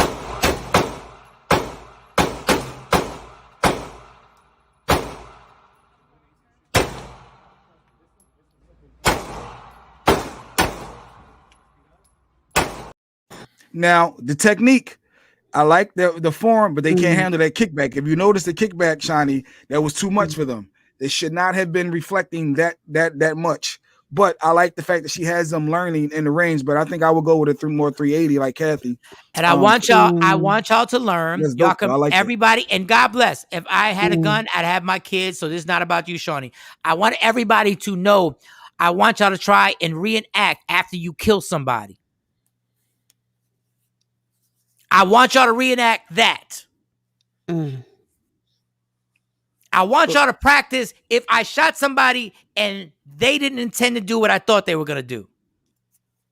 Well, I think the gun is only an extreme measure. Somebody breaking in your house, that's extreme. Hey, listen, you got to break it in the house. You got to break it in. That's my biggest thing. You got to break it in the house, but people are carrying guns all over. You got to break it in the house. And let's get it straight. For people who haven't killed somebody, I'm just going with what other people said. A 17-year-old breaks in your house and you kill that person because you protected your house. If you think that's not going to affect you afterwards, please don't think you're not going to be affected by that. And you should protect your house, because I would shoot anybody who tried to enter my house. Like Kathy said, you ring on my doorbell late at night, way hours in the morning, ain't nothing but drama. Oh, we need to grab that. And then you find out his car was stalled and he was just knocking on the door. But I'm prepared just in case. First of all, I ain't expecting nobody, but I'm prepared. I feel like your house is different. Like you said, out in the street and you getting mad and you're supposed to control your anger. But man, that's your right to be able to protect yourself. And when them white folks is killing people for walking on their lawn, y'all go ahead. When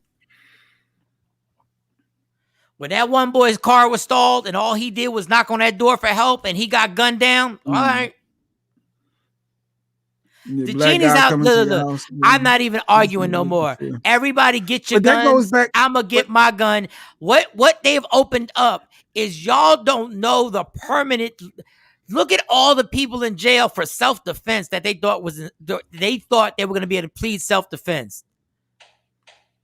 They're learning so they can stop the threat. Yeah, that's their goal. Yeah, well, I mean, that first shot will do it as long as they don't go too high of that upward, the kickback. But that's dope that they learn it. I think every parent, if that's what you're into, I think it's good. Take your kids out to the range and teach them safety at a young. That way, you don't want to be the ones on the Dave news. said, "Let me make this clear. I'll shoot in the air just to scare them. All they know, I mean business. I ain't mad at that." But Jay ain't say once about shooting in the air. Nah, not if you come into my crib. I'm shooting to kill. I'm being honest. You can't break up in here and think that is. I'll shoot up. Where that bullet gonna somebody go? coming in your house, up in the bedroom upstairs, like where? Yeah, and somebody coming in your house, you don't know what they're coming to do to you. No, you coming with ill intentions. That's for sure. Right. I get the house. I'm not gonna say it one more time. I get the house. But you don't shoot in the air. But I ain't you shooting got in the air to scare you. No, if it's in the house, I get it. But we're talking about outside in these streets. Go ahead. Watch how many people. How many people are getting shot by mistake right now? How many people are dying by mistake that ain't got nothing to do with it? You can go to the range all you want, right? And God bless, you should go to the range. Shawn, this has nothing to do. You go to the range all you want. You can practice at the range all you want. When everything happens in a split second, you ain't got time to sit at the range and be like, oh yeah, this is cute, I'm shooting at a target. When everything just happens and you shoot the wrong person by mistake, y'all really think going to the range is really going to make you that person when it happens and you're in a parking lot and everybody starts pulling out guns and you're going to be, it's a moving target that's shooting back. But shouldn't they should be at least taking those steps though, right, Mike? You agree with that? I said it, but I'm telling you, shooting a basketball in a gym by yourself is totally different than shooting a basketball in front of 20,000 people. You can practice all you want. but practicing is good. I think we got video of Mo practicing. We got a clip of Mo.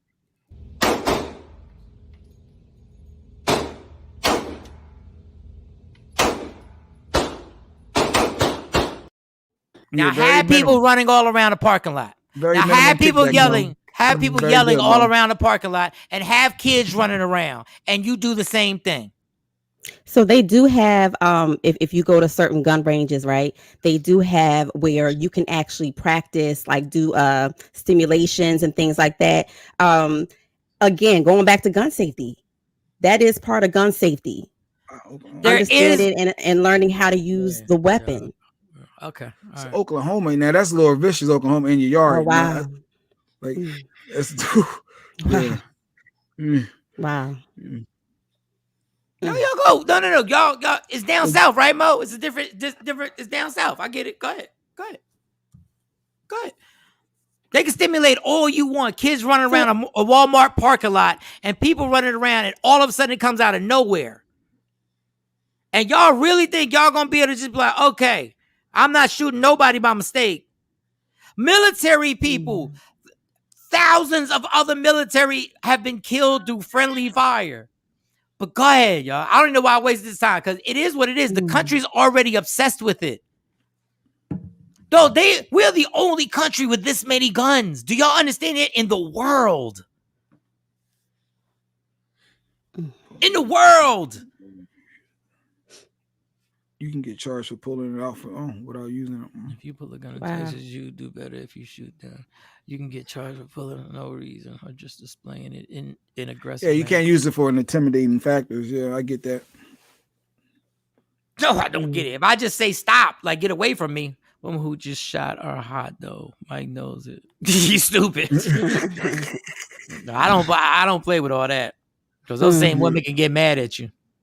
No, I had my wife. She had a little 22 at first, and it was like pat. She was like, "I need something with a little bit more, a little bit more kick, a little bit more kick." Yeah. See, y'all start talking about it. Y'all start talking about it like it's a car. So I'll say this, Michael Shawn. I mean, for me, I go to the gun range because it gives me it's a stress reliever for me. By the time I leave, I'm good. I'm relaxed. Again, you also have to look at the mental state of the person with the gun. So it's not, I mean, for me, in my view, I don't think it's so much the weapon, more so the person who owns it or who has it. We can't find out the mental state because they won't make it a rule. We can't find out a mental state, Mo. Going back to lobbying for how the practices of obtaining a gun, those things, part of the process. And do we really know? Can you fake a mental aspect? Like, do you really know? If I got anger issues, and never psychiatrist, and I never been tested for having anger issues. Speaking to a therapist, I can fake a therapist out, but deep down, I could have some real anger isures. I mean, so there's it's not even just about anger. It's not about anger. It's more so about your decision making process in the moment. And right. And so there are a series of questions and things like that psychologists and psychiatrists may ask you that you can't circumvent that process. And I'm not saying that it can't be done, but 9 times out of 10, J Black, you're not going to be able to circumvent that process. Bottom line is this. No, bottom line is this. Matters because you can just go buy the gun. You can go get it. There's no restrictions. There's no background checks. There's nothing. Y'all got your gun. They need to change. Those are the things they need to change then. Mo, your lobbying is nonsense.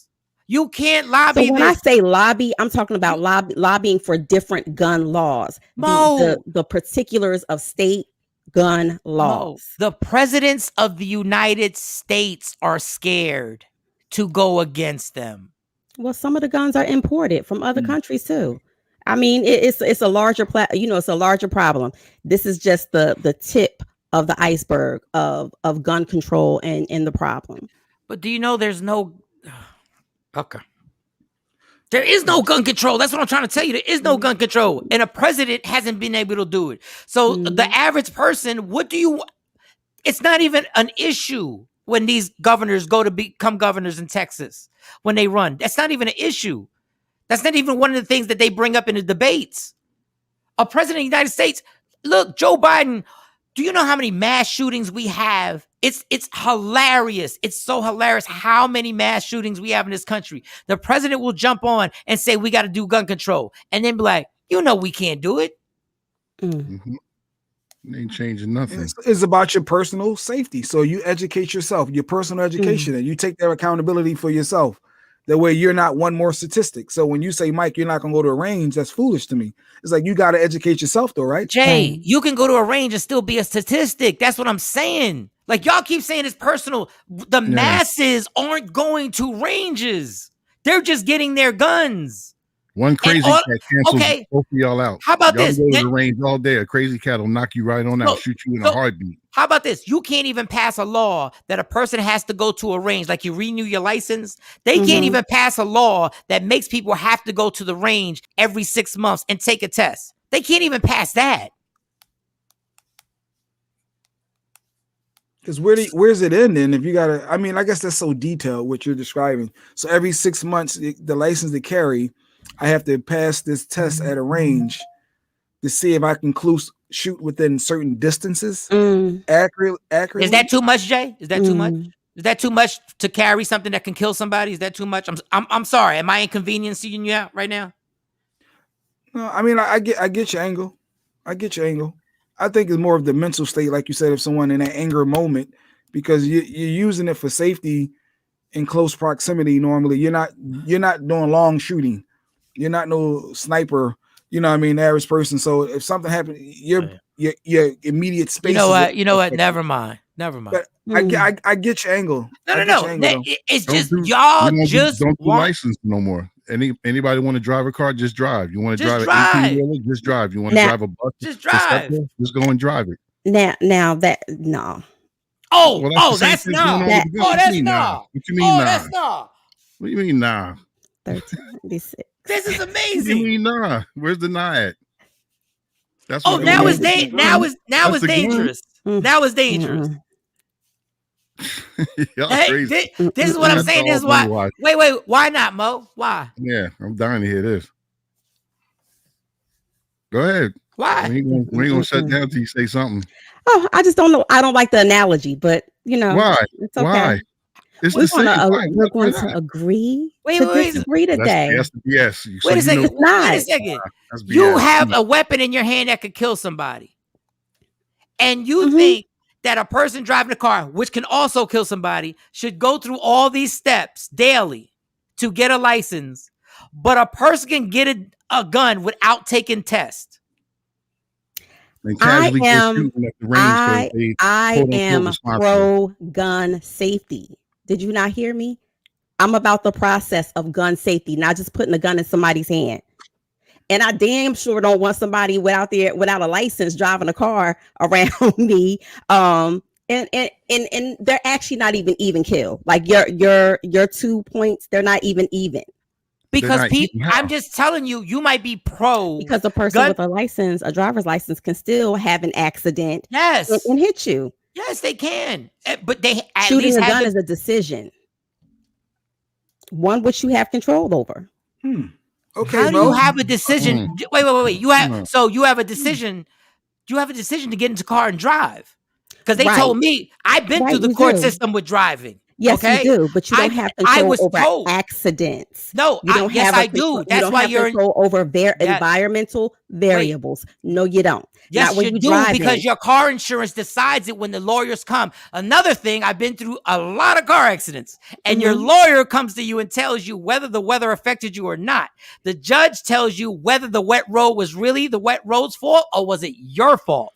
So because of this, you get decided. This is the same thing I'm talking about with this guns thing. The same restriction should be on a gun owner. So it takes 2 to 5 pounds of pressure to pull a Glock, to shoot a Glock, right? That's a decision. If you're behind a car, a tree falls and you swerve and you hit somebody, that's an accident. You did not mean to do that, right? Mo, do you know how many people shooting a gun is an intentional? Do you know how many people have pressed that 2 point that you said pressure by mistake? Do you know how many people have done that by mistake? But if you have gun safety, you know not to put your hand in that hole unless you're ready to use it. No, cops have done it by mistake and gotten off. That's a whole That's an accident situation. There are people who have shot other human beings who have shot other human beings and gotten off because it was a mistake.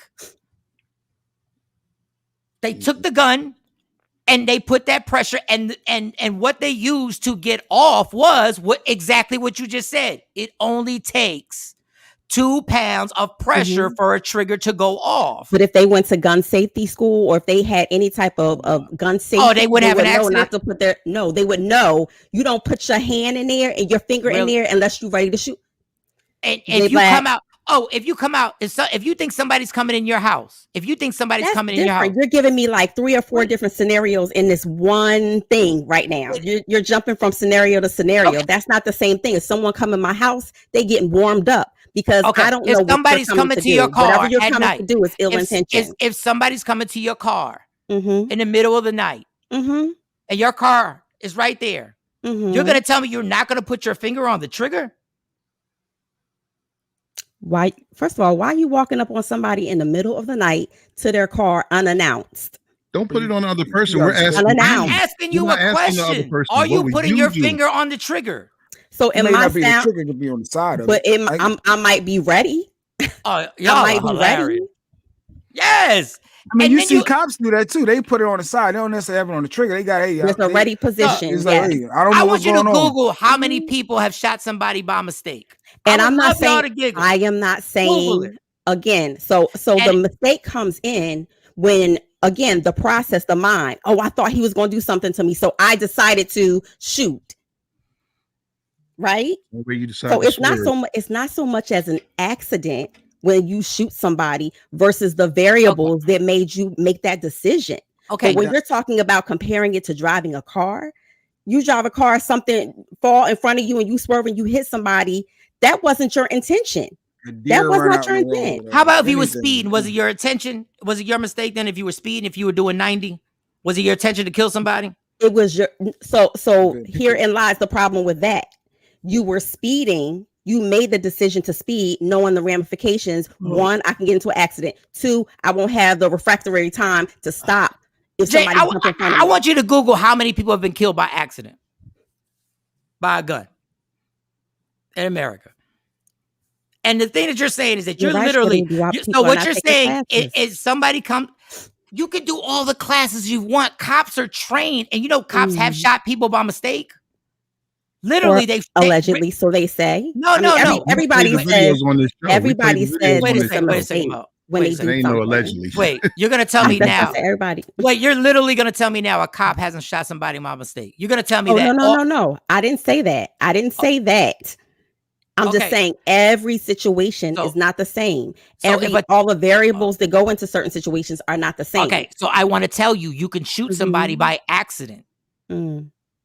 That's my whole point. You can shoot somebody by accident. In 2018 is only saying it counted for 1%. I seen a man get killed for accidentally spitting in front of someone in Oakland. All right, just do so. I didn't even want to get into this. Y'all dragged me into this. I didn't even want to get into this.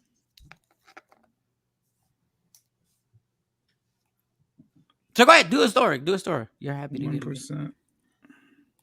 So now you want me to? I can't even get a subject area expert, huh? A lot of people. It's a percentage. Yeah, so it's definitely more deaths by vehicle than guns, according to statistics. What does that mean?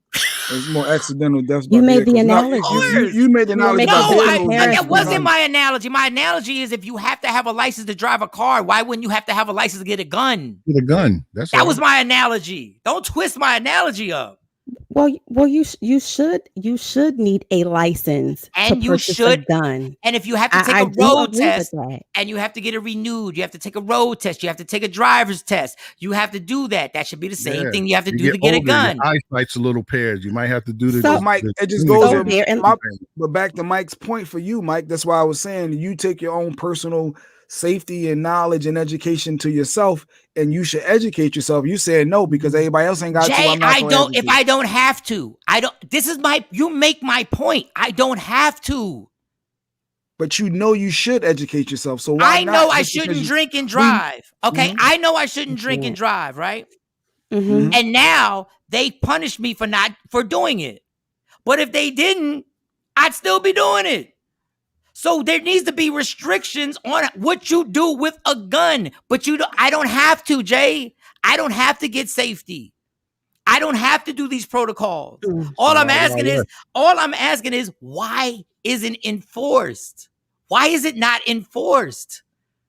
We're making it easier for people because to you get know them. it's smart. They don't enforce you to wear a condom, but you do. I mean, in general, I'm just saying. All right, never mind. Let's move on. Yeah, ain't killing nobody. Cut it out. That was funny. That was funny. No, we know. You know what I'm saying? Like no one. Hey Jay, do you know that bacon that you eat every day is bad for your health, right? Yes, I do. And you do eat it every day. I love it. Yes. Okay, that's your choice. That's not affecting anybody else.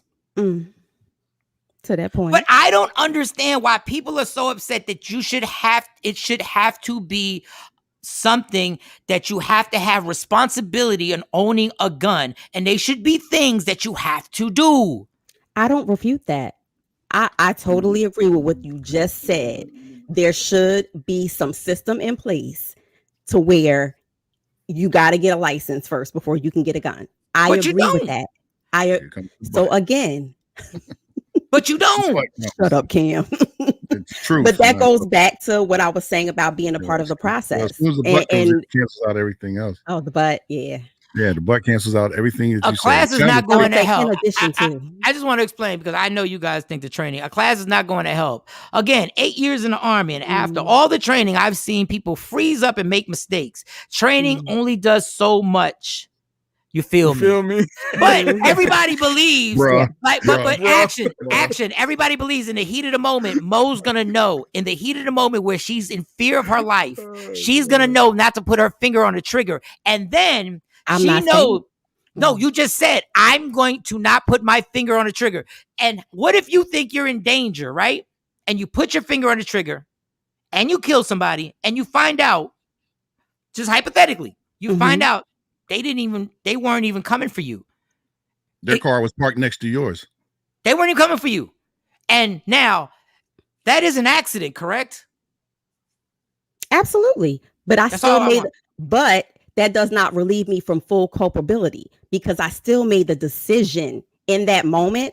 It might not be straight up, first degree murder, but there would be some type of manslaughter charge that could possibly be brought up against me because of the decision I made.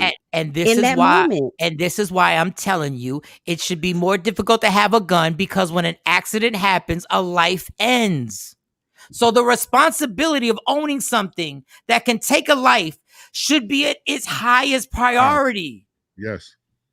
I don't understand. Like why that's my whole point of this. Is that they're making it easier for all of us to get a gun. It's too casual.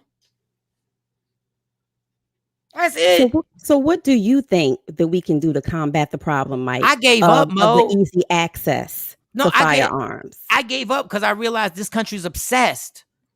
It doesn't matter the race. It doesn't matter the gender. Everybody's obsessed and they really feel like they're protected if they have this gun. And I know so many people were like, the worst thing I ever did was do this. I don't have an answer. It's too late. That's why I said I'm gonna go get my gun. Hey, but boy, let me tell you something. When gun violence hits your family, and I hope not your family, Mo. I'm not talking about Jay Black. I'm talking I've about had the gun audience. violence at my family. Yeah. Okay. People in general. When the gun violence hits you, and you feel the pain of somebody getting a kid, and then they'll blame it on the parents. A kid grabs a gun and shoots his friend by mistake.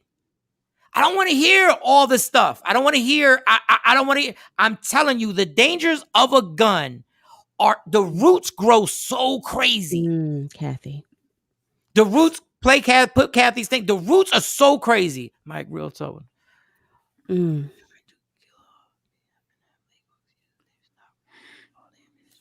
There's a shortage. Why you It's gonna going read to to be a yourself, civil though? war. Why you read to yourself? No, Like because everybody? I'm trying to She's saying proofread that them. people are stockpiling ammunition, and that's why there's such a shortage, because she feels like there's going to be a civil war soon. Yeah, That's I not got far fetched. I got my 3 cases of shells for It's Y'all not really? far-fetched. Let me for ask both y'all something. firearms. Y'all really think we win in a civil war? I don't think it's about winning. I think that she's more so talking about protecting her and her Okay, family. I want y'all to know, if a civil war happens, we're not winning. I hate to break it to y'all. When you say Stand we, your what are you ground. talking about? What do you mean? South, Stand your ground in your South, house? You Coast. good. I mean, what do you when you When say a we, civil what do you war mean? pops off, who do you think the government side is going to side with? Oh, the government aspect.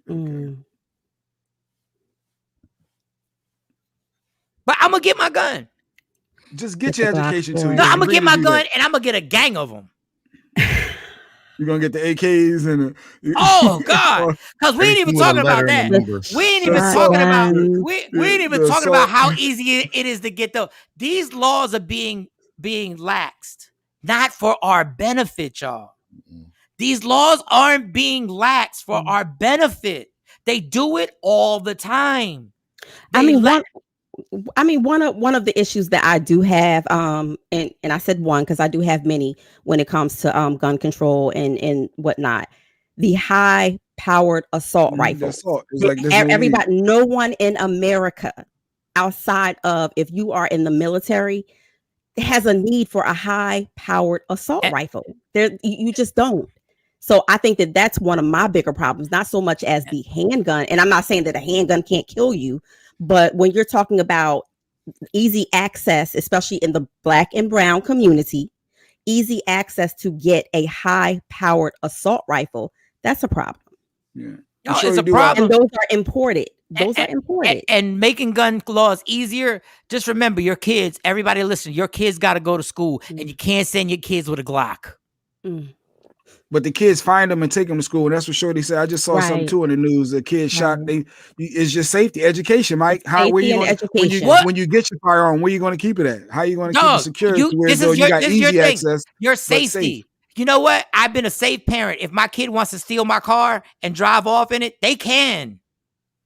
So they do have these boxes, security boxes for your gun where you can either put your fingerprint, you can put in a code to even fast access, open it up. I don't know about them sometimes. Again, depending on how much money you want to spend, there are boxes for you to put your gun in. You can do fingerprint ID just like you do for your phone. It's a lot of ways that you can actually, outside of putting it up, in your closet, away from your kids to find. When you got guns like this, you cannot protect your kids any longer at school.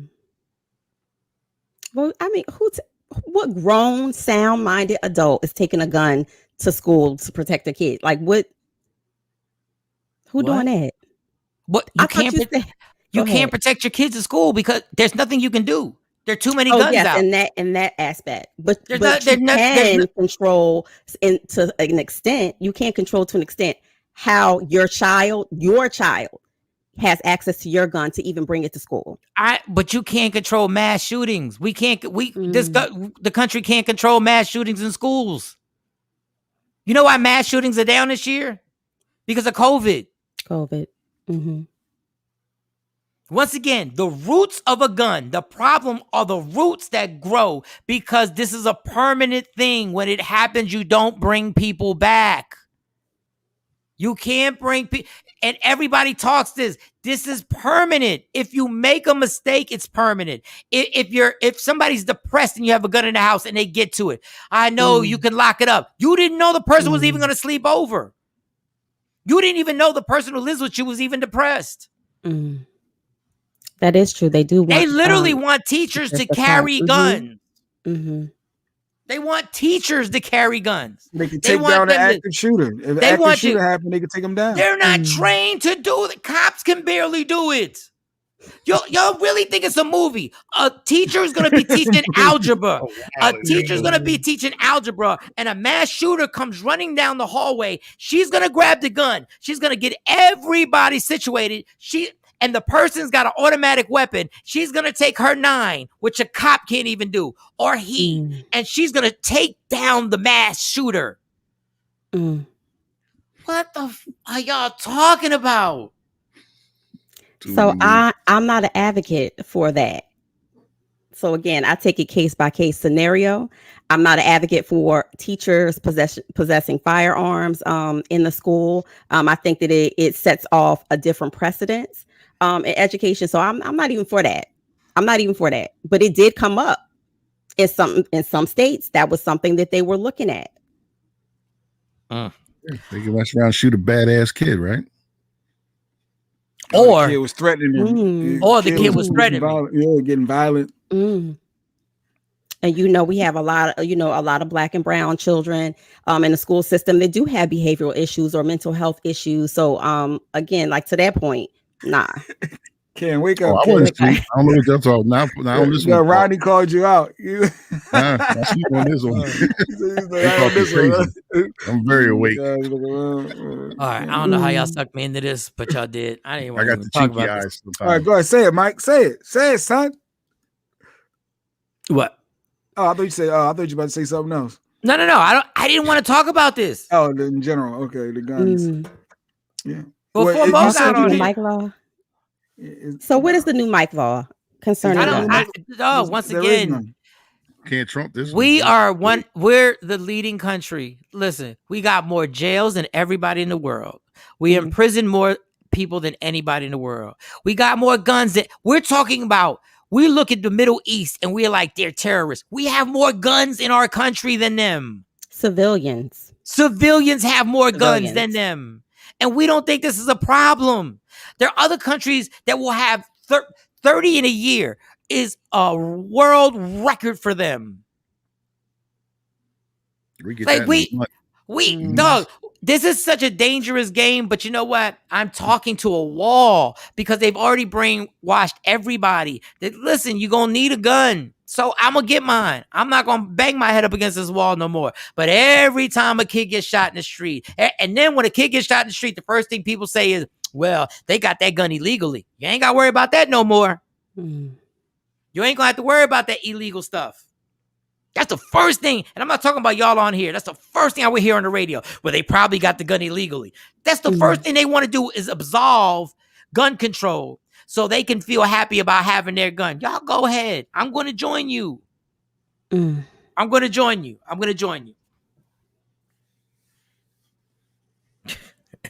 Nutty professor out here, yo. People talking about they loading up. They loading up for a civil war. Okay. What you gonna do when your ammo's through? Y'all act like y'all gonna stack up like the military. What y'all gonna do when the ammo's through? Where the sharpshooters at? You gonna waste all them bullets up. Now, I do agree to protect your home. I get it. And I gave up that argument from the door. To protect your home, you should have a gun. I have a problem with everybody walking around with guns, walking around in the mall, walking around in the movie theater. I have a real problem with that because I know where that's going. You got no phone calls, Cam? Kids Park just shot an 18-year.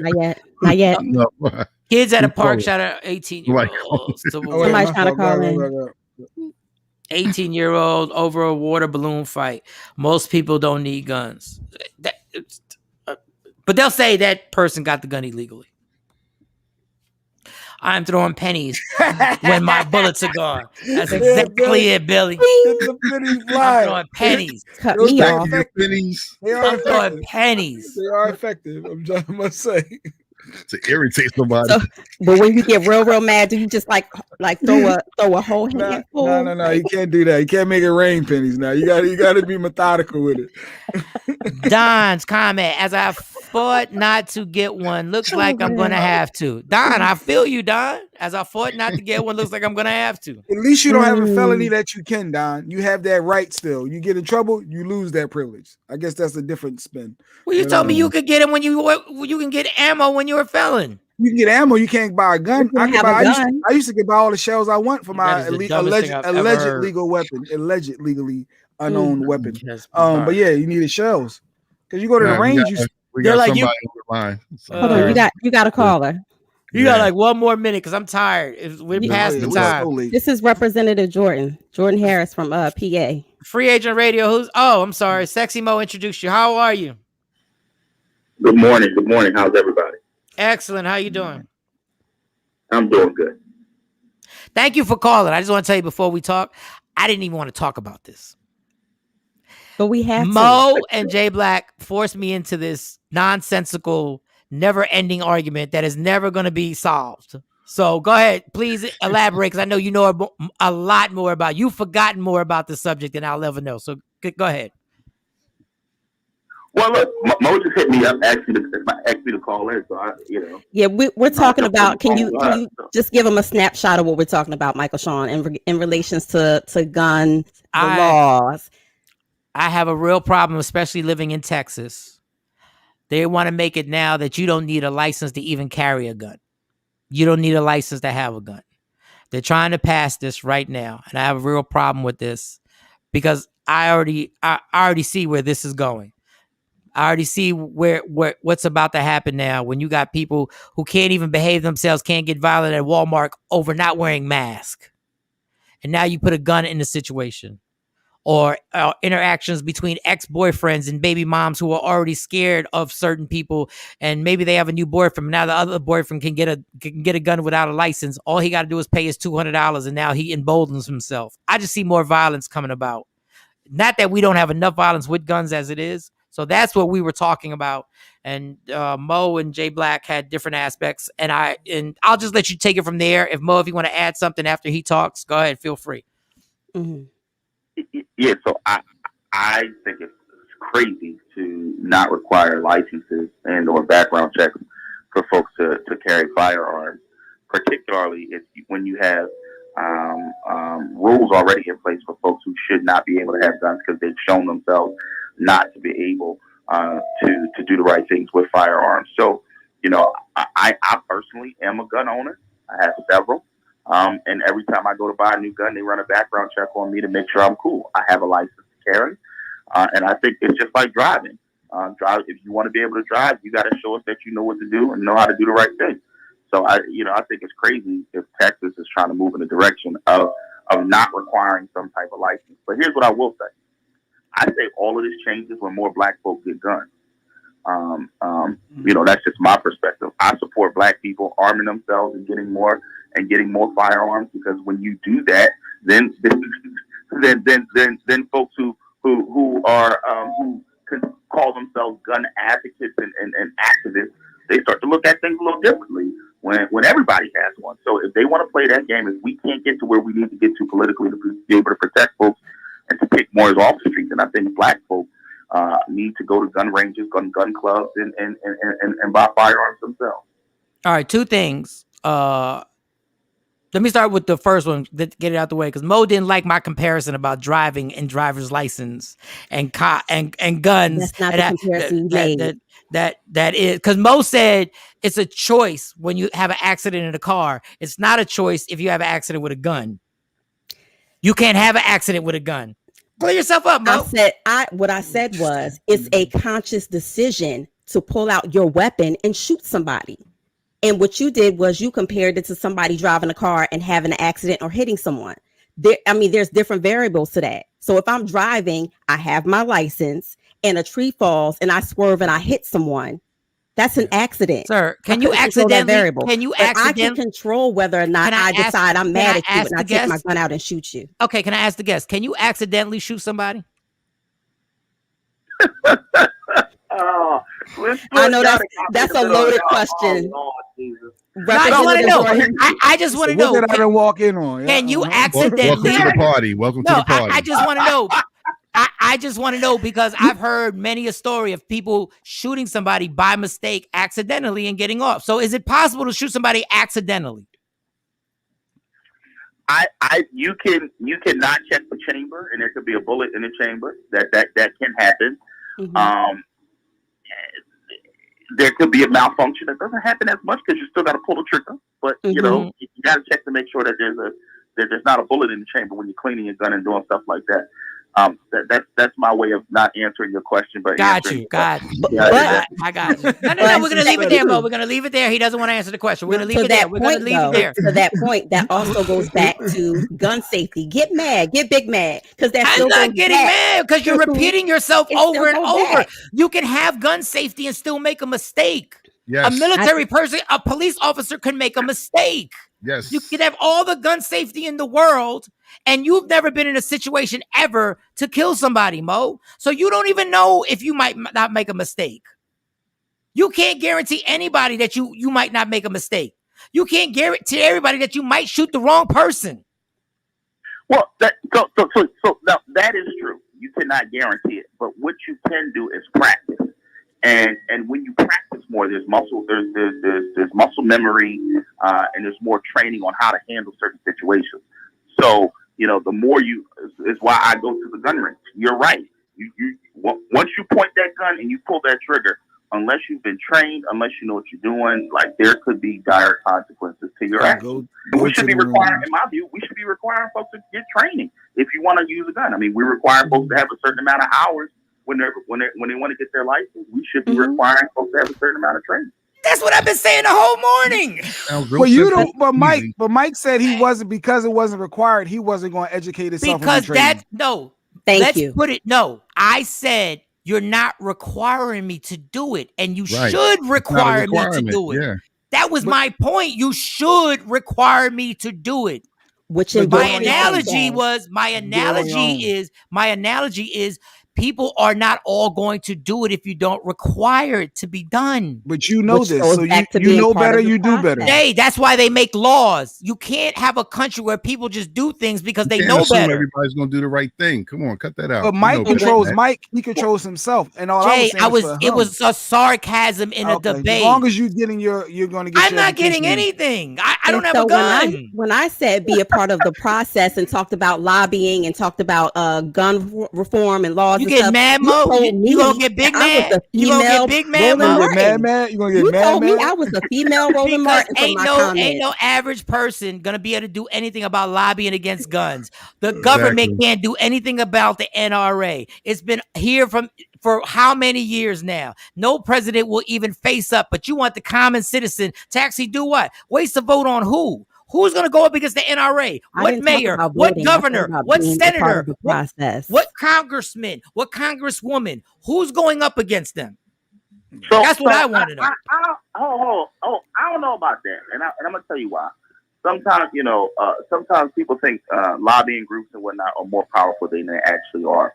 The NRA is currently in litigation. I think they're actually the bankruptcy. I think there's a way that they're actually looking at how they can dismantle the actual NRA. So I think if people actually, people actually organize, and not necessarily in metropolitan cities, but in suburbs and rural areas, I think that you could actually see a change. Here's another thing: if more, and I'm not a member, but if other folks wanted to actually join the NRA because it's a membership organization, you can actually vote the leadership out. So, there are ways to do things that, some of these groups are big, bad boogeyman, and until somebody actually check their chin and take them out. Now, we both understand that it was proven that the NRA lied about the bankruptcy. We do know that, right? That it was proven that the NRA lied about the bankruptcy. Ain't too many black folks getting up in the NRA. But I'm just, hey. They say, hey, listen, I'm just talking strategy. I mean, okay, but ain't too many of us getting accepted in the NRA. Let's keep it a buck right now. Well, I mean, if you send your membership dues and they taking the money. Okay, you can also I'm not doing that. You can also become a part of the Klan too. They're the big bad boogeyman, and I don't think they're as big and as bad as people actually think they are. We'll just agree to disagree. I'm just going by. I know you ain't never gonna have a president actually run based on that because they're gonna be like, he's taking our guns away, just like they said Obama was taking their guns away forever and everything. All right, but before we let you go, you said you got your license and you carried. Did you get your gun before you got your license to carry, or did you get your license to carry and then brought your firearm? I got my license to carry, and then I went and bought my first firearm. You hesitated. I always wanted to make sure. I don't know. All right. No. I had to think. I got my license carry when I was 21. I'm 37. I had to think back on when I actually got it. So yeah, I got my license. Now that's not to say I didn't shoot a gun first. I did shoot a gun. I went to the gun range before I had my license to carry, and before I actually purchased a gun, I went to the gun range first. A friend of mine in college took me. But then when I turned 21, I got my license to carry, and then I went out and bought my first firearm. Sir, you got to understand, it's foreign to Jay Black to do it in the correct order. He ain't about them laws. He ain't about them laws. It's not one. It's not 1 + 1 = 2. Is I had the 2 and I figured out how 1 and 1 got there. That's all. You can buy it without a license. You can buy it without a license. I was just wondering if he brought his without the license first, because you can. Of course, you can buy a gun without the license. Yeah. Of course, you can. You can. You just can't conceal it. You can't conceal it. And I said that's the craziness, and I said from the beginning that's the craziness, that you can get a gun without a license. Something that kills people. That's all I was saying. That was it. But I thank you so much for taking the time out, because Mo brought you into this, and you must be really good friends with Mo. Please listen to the radio show. Whatever Mo called me, I'm there.